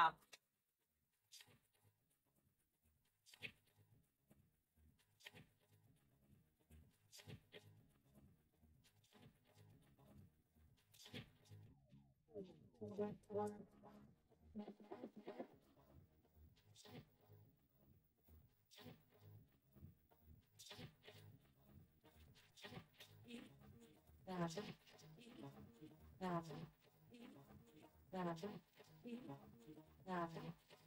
is for table phone. I told you, Luke has the wristbands for us. You don't have a wristband. Back in the line, please. No, we're not waiting in the fucking line. Wait, the bouncer's kind of hot. Mr. Bouncer. Da, extraordinar. Ce mai plăcea? Ce ne-am aflat? Iar v-au picat petalele pe jos? A picat valoarea. A picat aurul. Dansezi până pică, uite. Câtă mizerie ai făcut? Să vii cu mopul, cu asta, cu mătul. Să vii cu... Să vii cu mopul tuns. Să vii cu... Avem aici... De exact despre și uite, încă să mai desprind de la spate. Fugi că rămâi desprinsă. Chiar. Rămâi chiar. De exact pe Instagram, pe TikTok. Și zicea Țancă să pui un costum de haine ca lumea. Aia, nu știu, cu un sacou, cu ceva, cu un frac. Este la telefon? Dalina? Este. Dalina este chiar pe Skype. Ia uite, o vedem. Ce vorbești? Să rămână, bună seara, ne auzim? Bună, bună! Eu vă aud, dacă mă auziți și voi... Ne auzim, te și vedem cu această eu ofertă. nu vă văd, din păcate, doar vă aud. Ce bine de tine! Suntem la fel de... Suntem îmbrăcați ca data trecută. Avantaj, nu suntem în costume. Avantaj tu. Suntem la fel de frumoși, stai liniștită. Sunt, nu eram agitată. Da. Eu glumeam, nu? În numele meu glumeam. Nu știu dacă astăzi sau când, a avut loc primul termenul de judecată în procesul de malpraxis. Pentru cei care nu știu exact, Brândușa Socaciu a deschis acest proces de malpraxis împotriva celor care, din spital, medicilor care au luat hotărârea de a-i face acea procedură. Mă rog, era o discuție mai largă în care o doctoriță, o doctoriță spune că a luat aprobarea unei alte doctorițe să-i facă acea procedură imagistică cu substanță de contrast. Mă rog, și până la urmă controversa era cum va putea demonstra dacă acea doctoriță a vorbit sau nu. Cel puțin ăsta era un rezumat. Controversa aceea de la acel moment este valămurită pentru că Brândușa a formulat și o cerere de atragere respectivă a medicului respectiv și în cadrul acestei proceduri, în faza a doua, inițial s-a constatat că ar fi nevinovată, însă în faza finală, doamna doctor a dat o declarație că ea nu a vorbit în mod direct cu domnul Socaciu, niciodată despre beneficiile. Hai să ne auzim prin telefon, pentru că nu avem legătura cum trebuie. Din păcate se întrerupe din cauza netului. Este și Brândușa la telefon. Să rămână, ne auzim? Da, ne auzim. Bună seara. Bună seara. Până restabilim legătura cu Dalina. Deci asta era ideea, că doctorița aceea care i-a făcut procedura lui Victor Socaciu cu substanță de contrast, spunea la un moment dat că a luat legătura cu șefa ei sau cu cine trebuia să-i dea aprobarea, nu? Și spunea că a luat această aprobare. Dacă mi-aduc eu bine aminte, dacă așa stăteau lucrurile. Parcă, nu? Nu chiar așa, mă rog, asistenta mă rog, asistenta l-a convins spunând că a luat legătura cu doctorița, da, asistenta, am crezut că sunt două doctorițe. Asistenta, ok. Astăzi a fost primul termen în care ele s-au prezentat sau cum s-a? Nu, astăzi a fost primul termen în care am discutat obiecțiunile la raportul de expertiză care fusese depus la dosar. Am înțeles. Ce mă deranjează foarte mult pe mine în situația asta este modul în care avocata părții adverse încearcă efectiv tot timpul să minimalizeze ceea ce s-a întâmplat. Ca să nu spun direct, să mă prostească în față. Și, în ce fel? Deci astăzi, discutând obiecțiunile la raportul de expertiză, încerca să convingă instanța că eu nu aș fi cerut inițial ca această expertiză medico-legală să constate că în urma intervenției făcute fără acordul soțului meu, lui a fost afectată starea de sănătate. Și numai dacă această intervenție i-a provocat sau nu deces. Mai mult decât atât, a insinuat că Dalina nu cunoaște dosarul, că e nou în dosar și nu știe ce s-a discutat până acum. Cu toate că există încheierile de ședință de la termenele trecute, în care se consemnează negru pe alb tot ce am cerut, toate solicitările mele până acum și susținerile avocaților. Da. Bineînțeles că Dalinei i-a fost ușor, știind foarte bine cauza, să o poată contrazice, inclusiv citând din dosar toate consemnările de la termen care s-au făcut anterior. Pentru instanță, eu cred că a fost lămuritor acest lucru, însă pentru mine a fost foarte deranjant că se recurge la astfel de tactici de inducere în eroare. Există tot felul de tipuri avocațești. Trebuie să fii pregătită pentru orice. Pot să înțeleg că obligația avocatului este să-și apere clientul. Dar e moral să câștige. Da. Orice apărare să se bazeze totuși pe realitate și pe litera legii. Până la urmă a murit un om. A suferit și a murit un om. Hai să aflăm adevărul de la un capăt la altul. Da, e adevărat că este un caz de malpractice un pic atipic, pentru că decesul a survenit la o distanță mult mai mare de la această procedură decât în cazuri 6 luni. 6 luni, da. Iar dacă inițial doamna avocat a afirmat că eu nu am alt prejudiciu decât decesul soțului, vreau să o asigur că acest lucru e inexact totuși. Eu am fost nevoită să fiu un martor neputincios la toată degradarea lui fizică, într-un ritm accelerat, la toată suferința pe care a provocat-o în primul rând dializa de care a devenit dependent, la avansarea bolii și în final l-am pierdut. Toate astea sunt un prejudiciu pe care oricine îl poate înțelege, oricine care a pierdut pe cineva drag sau l-a văzut suferind îl poate înțelege și nu ar trebui să fiu eu obligată să-l motivez și să-l justific în vreun fel. Nici n-ar trebui justificație, de la sine înțeles, normal. Exact. Am refăcut legătura cu Dalina, sper că ne auzim bine acum, să rămână din nou. Ne auzim? Bună, Dan. Ne auzim perfect. Mi-aduc aminte că INML-ul venise cu o expertiză pe care voi ați considerat-o incompletă, cumva.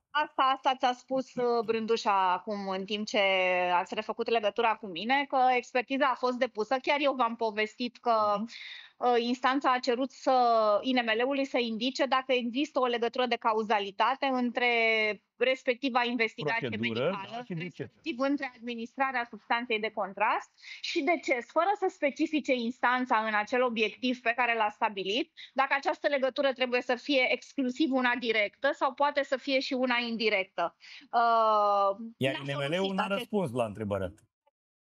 Doar că nu există una directă, o legătură de cauzalitate directă, dar a arătat și că, într-adevăr, această analiză i-a afectat echilibrul fizic din perspectiva altor afecțiuni domnului Socaciu, dar nu a scris negru pe alb că investigația asta medicală este o cauză indirectă a decesului, deși ea este trecută ca o astfel de cauză indirectă a decesului în chiar actul constatator al decesului. Și atunci acum să fac această specificare.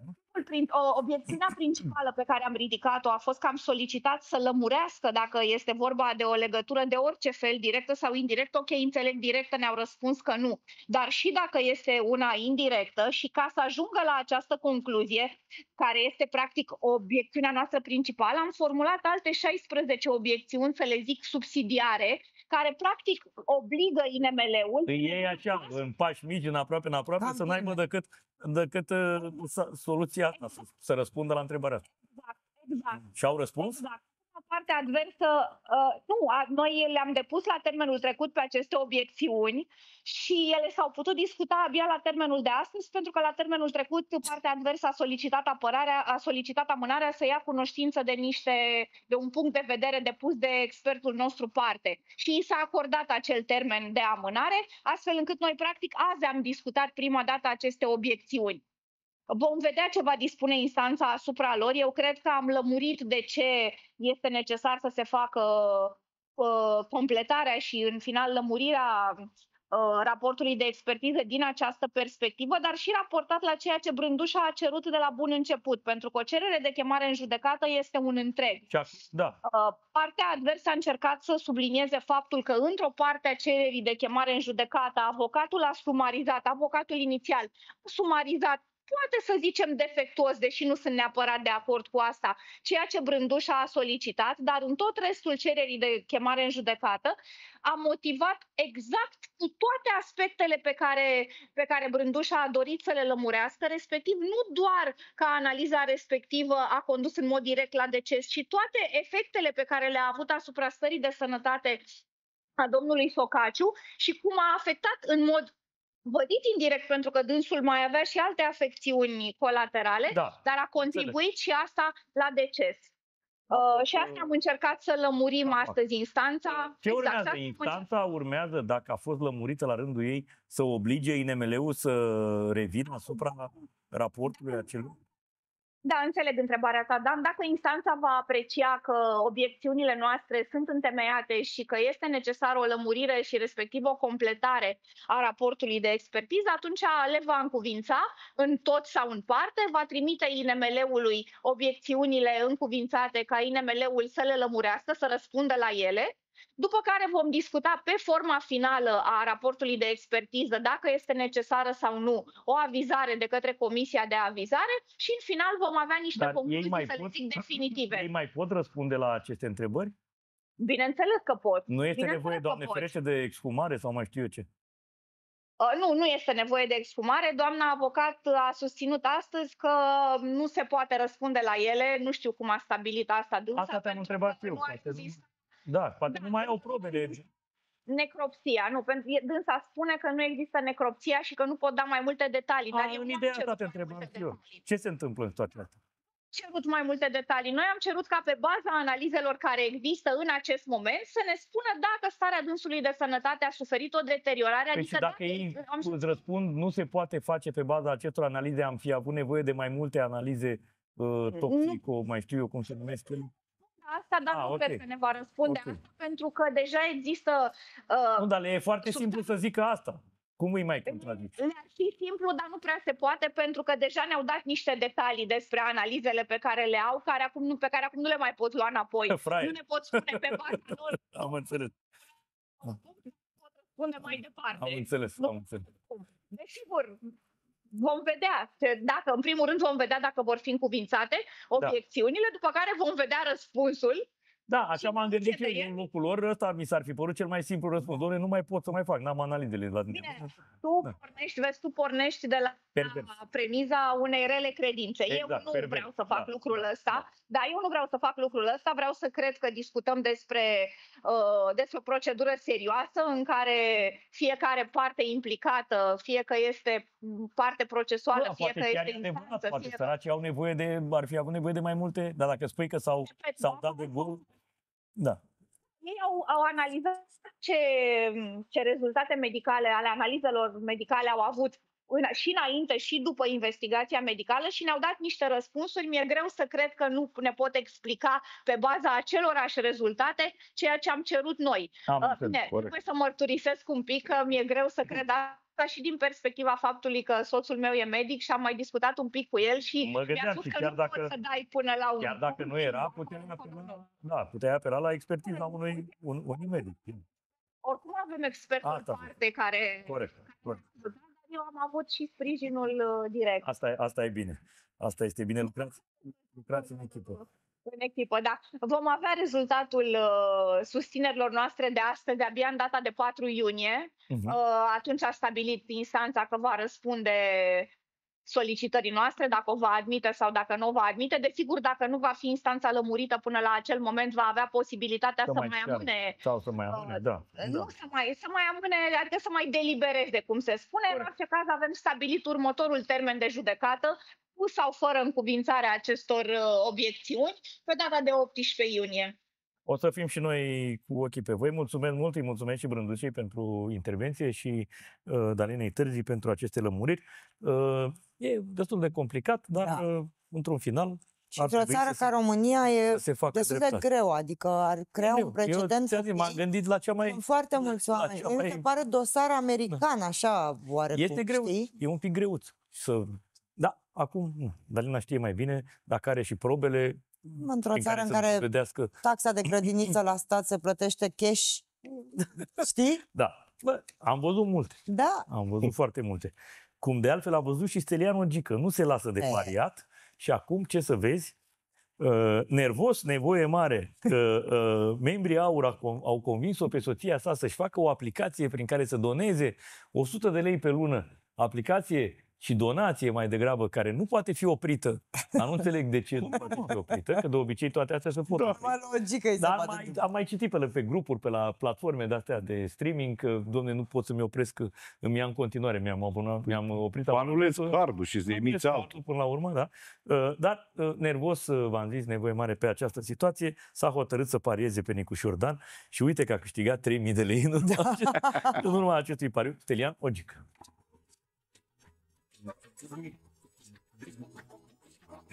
În stație, la Lizeanu, ședeam și citeam ziarul, când văzui trecând o blondă ca după ultima modă. Era într-o zgurtă din piele și se tot plimba alene, tot trecea prin fața mea, de parcă mă provoca. Mă dădui pe lângă blondă. Ai cu ea, La toată sticla pe tine, Bogică, de parfum? Ce ai făcut? Aici se stă... Vrei să stai pe masă, stai pe masă. Nu, dar ți-ai dat cu tot parfumul de acasă. Nu, lasă-mă că nu e. Nu, cu ce te-ai dat tot că miroase bine? Nu, frate, e frumos, miroase frumos. Dar cu ce? Parfumuri tare, pe care dacă le dai o dată, două ori, îți mută părul din nas. De la arabesc? Cu mozaic s-a dat. Da. Deci așa ai făcut. Orice vezi, orice... De stai puțin, că n-am înțeles despre ce vorba, că nu n-am auzit. Asta spuneam, că supărat, nevoie mare, că soția ta a fost obligată să-și facă aplicația și nu mai poți opri subvenția către AUR, ai pariat pe Nicușor și ai câștigat 3.000 de lei. Iată. Le-a răsucit corațiul de... Le-a săpăcit de creier. Mi-a o discuție altfel. Ia, cum e? Nu e asta realitatea? Asta realitate. Nu, eu am dat Ai câștigat 3.000? Pe Nicușor? Da. Ai câștigat. Băi, în jur. Are soția ta aplicație AUR? Nu, eu am așa lui Horațiu că pot merge cu banii ăștia la munte sau la mare, plec sâmbătă, plătesc combustibil, hotel și tot ce am nevoie pe acolo și mă întorc. Adică 3.000 de lei? Deci ți-a asigurat Nicușor Dan un weekend cu 3.000 nu poți să stai, te duci sâmbătă să vii duminică seara? Ei, cum să nu stai? Lasă-mă că e milionar. Lasă că el e în alte sfere, Ogică. El pune muzică pe cine? Dacă ne Dacă ne dăm un spectacol și luăm șampanie și turnăm pe cap, atunci... Dar zic o aplicație, mi se pare foarte... Nu știu prea bine, nu mai mă băga în țin asta, lăsați-l pe Horațiu să o rezolvă el, că mai mult mi-a... Cum aplicația AUR? Da, păi n-am eu, nu am, nu știu, nu mai mă băgați. Da, mă, ce care exista o aplicație AUR? Unde am înțeles și eu care, sau cine a intrat pe ea nu mai poate să iasă din ea. Nu cred că nu mai poate să iasă, că ar fi ilegal. Odată intrat în AUR, nu mai poți ieși. Poate nu știe butoanele cum să anuleze pe acolo. Cât dădea? 100 de lei pe lună, nu? Da. Păi și nu, astea se pot opri. 100 de lei? Auzi acum aplicația AUR. Vezi să duci o instalare. Nu ai cum. Hai să vorbim mai mai bine să vorbim de George, că îl cunoști personal? Care George? Simion? Da, mă, da, am mâncat cu el la Boston. Ia zi-mă, Ogică, lasă-mă. Există, mă, platforma. Eu nu pot să cred că un om în 2 săptămâni te poți comporta așa. Eu dacă mie îmi dai, aveam notoritatea aia. Nu mă surprinde nimic. Aveam notoritatea aia și... Dacă nu vrei să câștigi, poți să te comporți așa. Nu cred că nu vrei să câștigi. Am zis, dacă nu vrei să câștigi, poți să să pierd în viața mea. Deci n-am Uite, da, n-ai văzut că... Nu am cum, niciodată nu pierd. Nu cred că e făcută și descrisă aplicația asta de Dan Diaconescu. Da, mă, ai cum. Putea să piardă și mai rău. Dacă te comporți cum s-a comportat el între tururi... N-ai cum să te comporți, ce n-ai oameni lângă tine care să vină să te explice. Deci ia fi atent, nu descrie. Eu nu cred. Aplicație destinată... Stai puțin, Ogică. Mie nu pare nimic bine, că n-am votat pe niciunul. Aplicație destinată simpatizanților și membrilor AUR. Platforma AUR este disponibilă pentru toată lumea, iar membrii înscriși își pot plăti cotizația, pot participa la activitățile noastre. Da, mă, dar e un fel de donație pentru donație pentru partid. Pentru campanie. Da, există Trebuie legea să aia, se poți să donezi. dezaboneze o gică. Trebuie să dea dezaboneze, da. E ca la jocuri video. Bine, mâine ai la ce oră ești liber?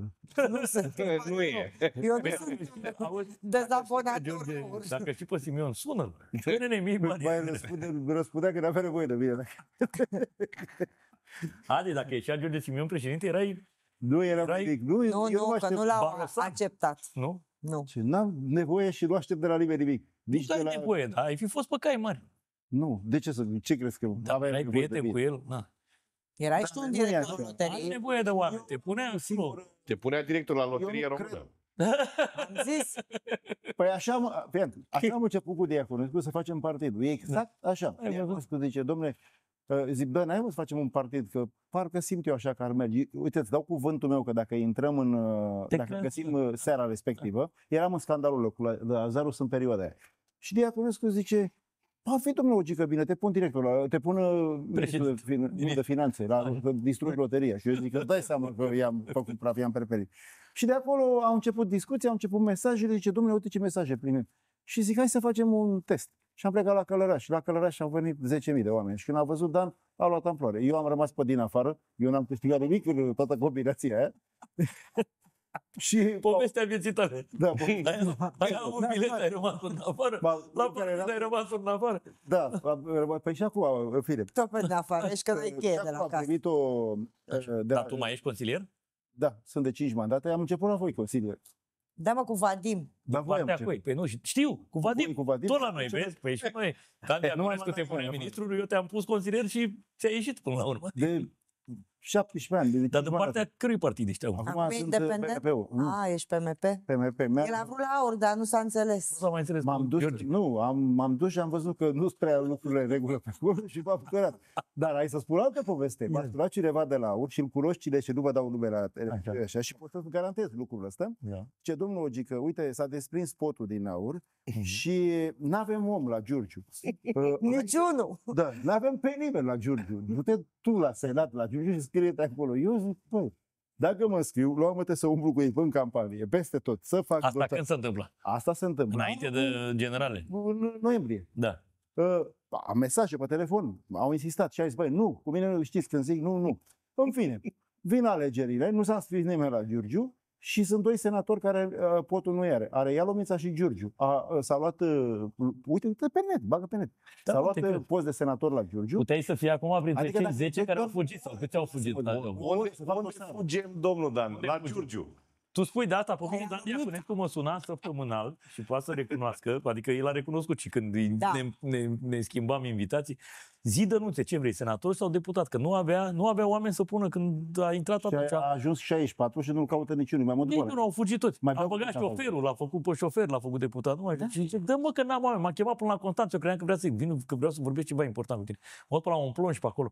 Zi repede acum unde vrei, senator sau deputat. Bă, Dănuțe, lasă-mă că nu intru în politică niciodată, lasă-mă în pace. De-aia m-ai chemat până aici. Credeam că ai vreo nevoie să te ajut cu ceva. Nu, asta trebuie să mă ajuți, că n-am oameni. Bă, lasă-mă că nu vreau. Uite, pe tine nu te-a vrut și pe alții rugai, auzi. Da. Nu, păi dar cum? De ce nu te-a pus? Nu te-a pus că el nu vrea senator deputat, ci pentru că ministru. Și ce se întâmplă? Ei când ajung, eu eram prieten cu Dan și dacă mi-aduc bine aminte, eu pe Diaconescu l-am adus prima dată la Acces Direct, eu l-am scos, nu a apărut niciodată la o emisiune și îți spun că putem intra în arhivă și îți fac dovada asta. L-am scos live la Acces Direct, eram într-o relație foarte bună cu Mădălin atunci și după când a intrat cu partidul, s-a zăpăcit de creier. Că de atunci nu mai poți să gândești. Atunci s-a parat. Da. Și eu a uitat de mine. Eu m-am supărat că a uitat de mine. Bine, n-am mai vorbit de atunci? Toți se zăpăcesc, aruncă cu paltoanele. Acasă, da. Mai stăm la o cafea, acum e mai liber, am mai mult... Sau cel puțin acum un an era mai liber. Da. Acum are emisiunile, da. Da, și puteam... Auzi, dar tu mai poți, apropo de loterie, tu mai poți să mai deschizi dosarul ăla? Dosarul, revizuirea se poate deschide și după moartea mea. Așa e legea. Dar nu te bagă nimeni în seamă. În România, spun eu că eu îți fac dovezi cu 10 avocați. Afară nu te-ai putut duce? Păi nu știu, n-am avut un avocat foarte internațional care să... Nu știu dacă... Te încadrează speța? La Strasburg, degeaba faci dosare. Spune, ajunge la un grefier român care nici nu se uită pe el, le aruncă așa, direct. Păi de știi maxuri întregi, pe fiecare știi tu că e grefier român, ești nebun. Cum? Așa e. Așa e? Da. Prin procedura trece printr-un grefier român. Păi atunci n-ar mai da nimeni, n-ar mai face nimeni procese pe acolo? Păi știi că toți ăștia de la pușcărie, că n-au condiții. N-ai văzut? Păi nu, acolo pe zona aia a fost o chestie impusă, pe ce au câștigat? Pe condiții. Că n-au băut apă cum trebuie, că n-au fost mulți în cameră, care nu putea... Era o chestie europeană și au putut să împingă pe ăștia să-i forțeze să plătească, că ăștia au plătit, făceau vreo 5 pușcării cât au plătit. Îți dai seama cât de cretinism există în țara asta? Deci ei au plătit... Atât de mulți bani încât ar fi construit... Dacă ar fi făcut 3 pușcării, ar fi făcut condiții și n-ar fi construiește una lângă Ploiești, una mare. Da? Da. Lângă Ghighiu, lângă Mănăstirea Ghighiu. Ce loc. E investiție. Nu vrei să știi ce e acolo. E investiție. Bă, niște garduri n-am văzut în viața mea. Știi, plăi de beton, dar n-am văzut în viața mea așa de mari. Da, e nevoie, pentru că în pușcărie sunt condiții. Nu duce nimeni la pușcărie, dar stai liniștit că să fură. Da, duc, dar n-ar fi pline. N-ar fi pline. Și nu vezi toți polițiștii, toți copiii ăștia, îi vezi pe telefoane toată ziua. Dacă semaforul deja stau. Pe semafor. Eu am fost polițist pe... Ai dreptate. Deci eu nu mai cred nimic. Nici judecătorul, eu ți-am duc judecătorul. Pe Petricani mănâncă și urma pe capota mașinii. Da, săracii, da. Mai am și procese, poate mă vede pe judecător și mă aude. Eu ți-am dus judecătorul care nu știe cât bine. Deci, care ce? Care nu știe cât bine. Nu știe cât tine. Adică nu știe cât tine. Nu are profesionist de judecătorul. Deci eu spun că dacă... Hai să facem rost de rechizitorul lui Miron Cosma. Nu lui Miron Cosma. Și e ăla, cred că e foarte mare și de ea mult. Nicolae Ceaușescu. Nu. Al lui Iliescu. Elodia. Al lui Cioacă. Chiar sunt curios să citesc rechizitorul ăla, că mă frământă chestia asta. Cum tu ai făcut atâtea seri de investigații cu Dan Diaconescu pe Elodia și n-ai citit de rechizitor? Păi nu, una era... Păi de ce? Că există un... ăla e public, stai că e public. E un rechizitoriu public. Păi tu nu citii, mă, tu vorbeai despre caz. Păi noi vorbeam, cine vorbea? Păi nu căutai tu pe Elodia, sunt niște moduri, noaptea. O gică ție nu ți-e frică s-ar putea să primești un telefon să te numească ăștia în CCR acum? Că e posibil. Eu m-aș teme de treaba asta. Oricum aș lua alte hotărâri decât iau ăștia de CCR. Mai avem un minut și n-am lămurit-o. Hai să te excludem din aur. Dă-mi aplicația aia, ca să vedem cum facem cu ea. Deci, trebuie să te dezabonezi. Aplicația aia.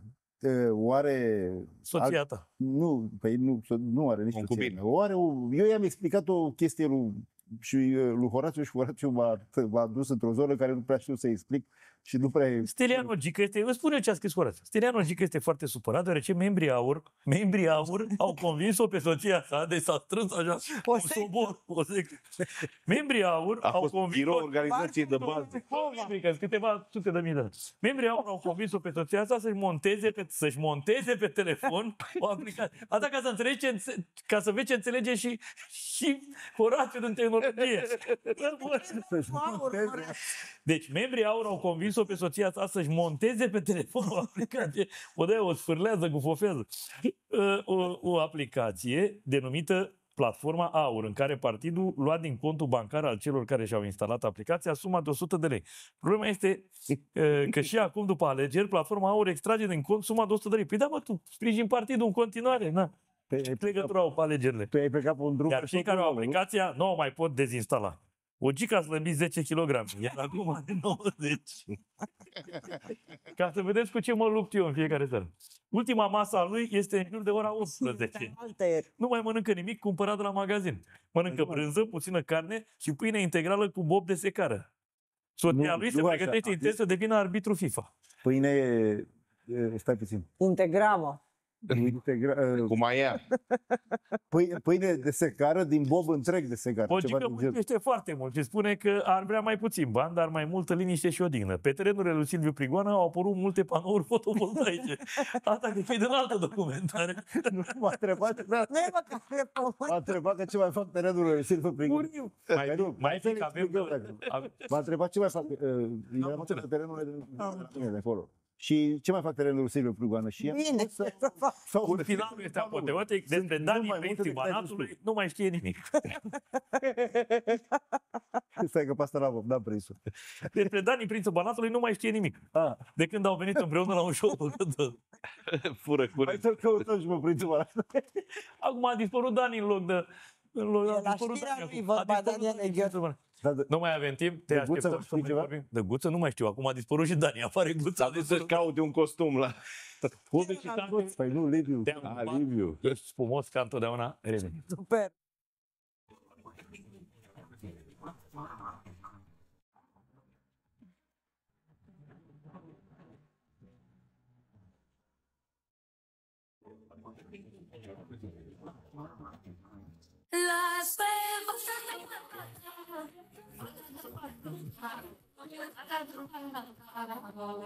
Seară de neuitat, în lumina reflectoarelor, celebritățile s-au întrecut în ținute și atitudini la splendidul eveniment care a dat ora exactă în showbiz. Cine a strălucit, cine a gafat și cine a furat toate privirile. Urmează parada vedetelor. Ești foarte tinerică așa, cu cotițe, foarte tinerică. Mulțumesc, ești cea mai bună prietena mea din acest moment. Mulțumesc.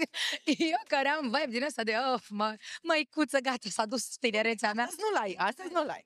Mulțumesc. Păi da, poate pentru că n-am apucat să mă pregătesc foarte mult pentru acest eveniment, că am avut treabă, vin de la studio, pregătesc o piesă super, super drăguță de vară cu foarte multe gagici mișto. Ok.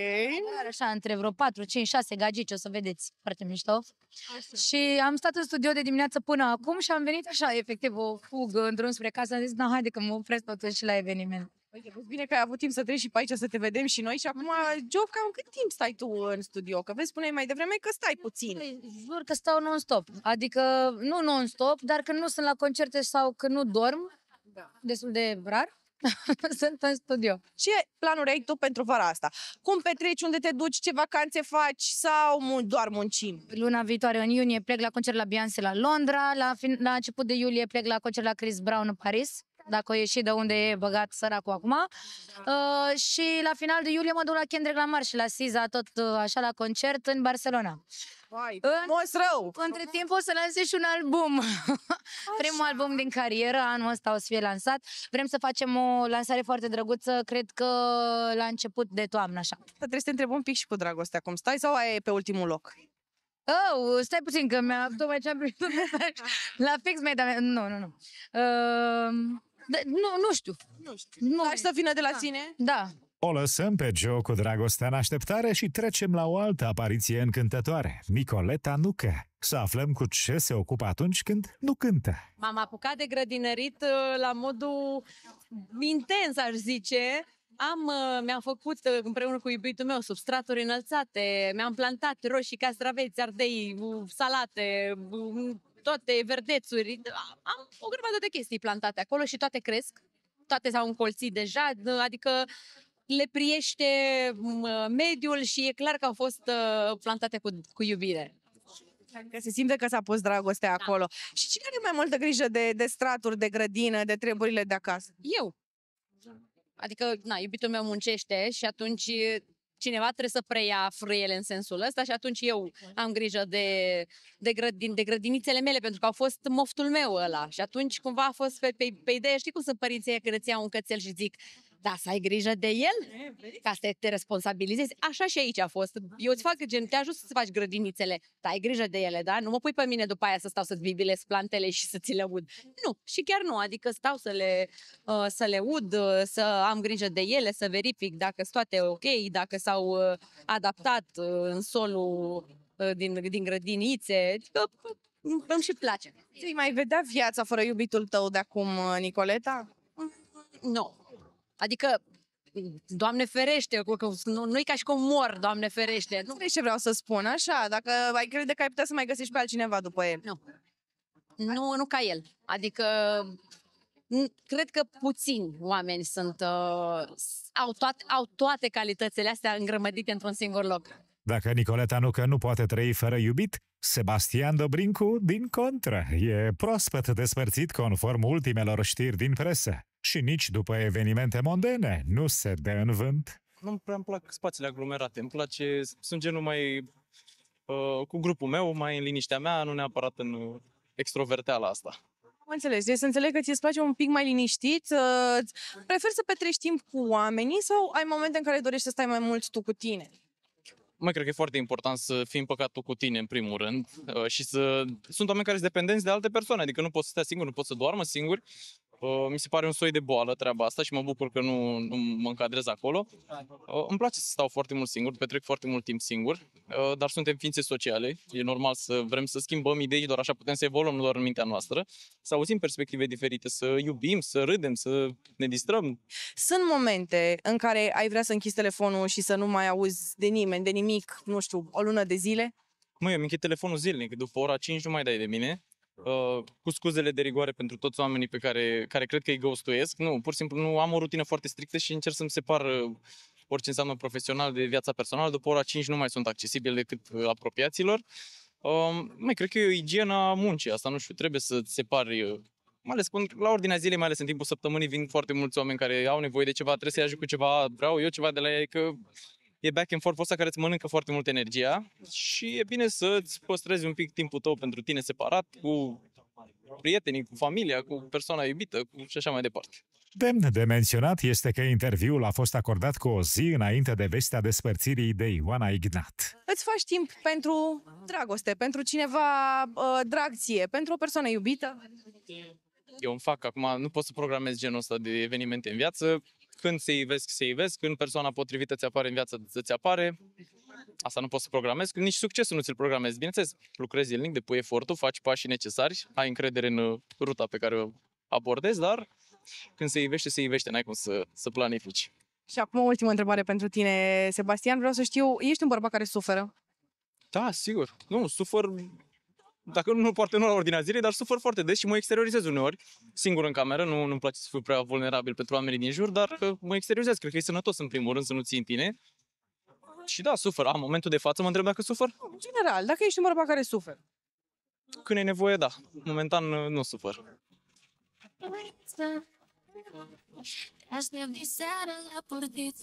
Ei, iată că niște subtile semnale de alarmă au fost pentru cine are urechi. Trecem acum la un cuplu cât se poate de unit, armonios și asortat la prima vedere. Cleopatra Stratan și Eduard Sanda. Bună seara! Ce faceți? Uite ce eleganți sunteți! La 4 ace! Mulțumim! Seara și mulțumim! Scuipă-ne! Să nu fie de ochi! Așa. Cum v-ați ales ținuta pentru seara asta? Sau cine a ales-o? Sau ați ales-o împreună? Cu greu, vă spun sincer, am contactat 3 designeri. Nu m-au ajutat deloc și nu glumesc. Eu m-am îmbrăcat. Vă zic cum a fost. M-am pregătit eu, m-am văzut în casă și am zis să-ți iei costum. Da. Eu vreau, sincer, să optez pentru ceva mai casual. Însă n-am avut șanse. Care este secretul pe care îl aveți voi de a menține un echilibru între viața personală și între viața profesională? Deci, pix și foaie, da? Notați. Naturalețea, nu știu, sinceritatea. Cumva și înțelegem lucrurile astea pentru că suntem în același domeniu. Ea e mai de mult timp în industrie ca mine, știm toți. Și nu mai trebuie să înțelegem niște chestii vis-a-vis de industrie. Și cumva cu viața personală se combină foarte bine. Știm. Lucrăm reciproc, da. Ne ajutăm reciproc, lucrăm împreună. Mai nou el s-a apucat și de îndeletnicirea video. Și ajutăm foarte mult pe partea asta și noi între noi și noi pentru noi. Suntem o echipă în orice. Exact, da. Acum chiar suntem o echipă mai imbatabilă. Da, și ne place să facem totul împreună. Avem această siguranță unul de la celălalt și încrederea care contează enorm. Și dacă facem totul împreună cu dragoste și cu încredere, atunci ăsta e răspunsul. Ai lansat recent o variantă nouă, new version la Ghiță. Cum a fost pentru tine cumva să te uiți la tine din trecut? A fost un moment foarte special. La remake-ul ăsta am muncit din 2021 și am tot schimbat varianta de producție pentru că a trebuit să fim în ton cu trendurile din fiecare an și ideea să aducem o fetiță care să-mi semene foarte bine, ca să refacem momentul ca și cum aș întâlni cu mine din trecut. Mi-a venit, cred că cu vreo 2 luni înainte să filmăm momentul și Am făcut un casting care a durat 2 zile. Am anunțat pe Instagram că avem nevoie, n-am spus pentru ce, dar am zis că avem nevoie de o fetiță. Am pus poza cu mine, toate detaliile și vreau să spun că au participat la acest casting, cred că mii de fetițe în 2 zile. Da, și din Moldova și din România, pentru că era intriga foarte mare. Foarte mulți doreau ca fetițele lor să participe în proiectul neștiut la moment. Și am găsit-o pe această fetiță din Botoșani, pe care o cheamă Ecaterina și pupăm și pe ei, pupăm dacă se uită. Și când mi-a trimis mămica ei filmulețul cu ea, am înlemnit. Nu ți-a venit să crezi de asemănare? Da. Și am zis, nu se poate așa ceva. Și i-am arătat și lui, i-am arătat și părinților mei și prietenilor. Uitați-vă, vă rog, și spuneți-mi că nu visez, că nu mi se pare. La prima scenă, că am filmat clipul în 2 părți. Da. La filmarea fix în gara unde a filmat ea, când a văzut-o pe aia mică cu geamantan și cu tot, i-a venit să plângă. Da, am început să plâng, deci n-am putut să fac față emoțiilor. Pe ea, la fel.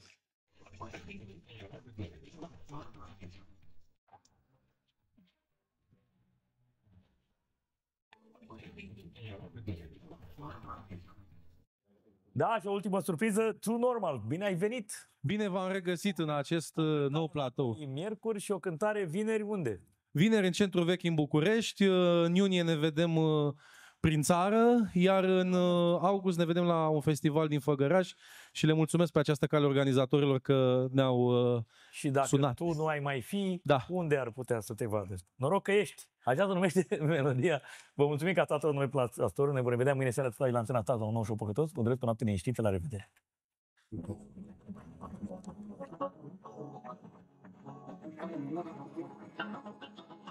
Și dacă tu nu mai fi,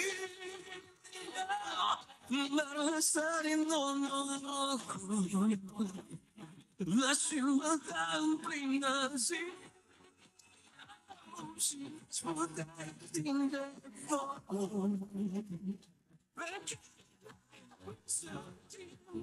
Să-mi atât de dragă vocea ta. Și dacă tu nu mai fi,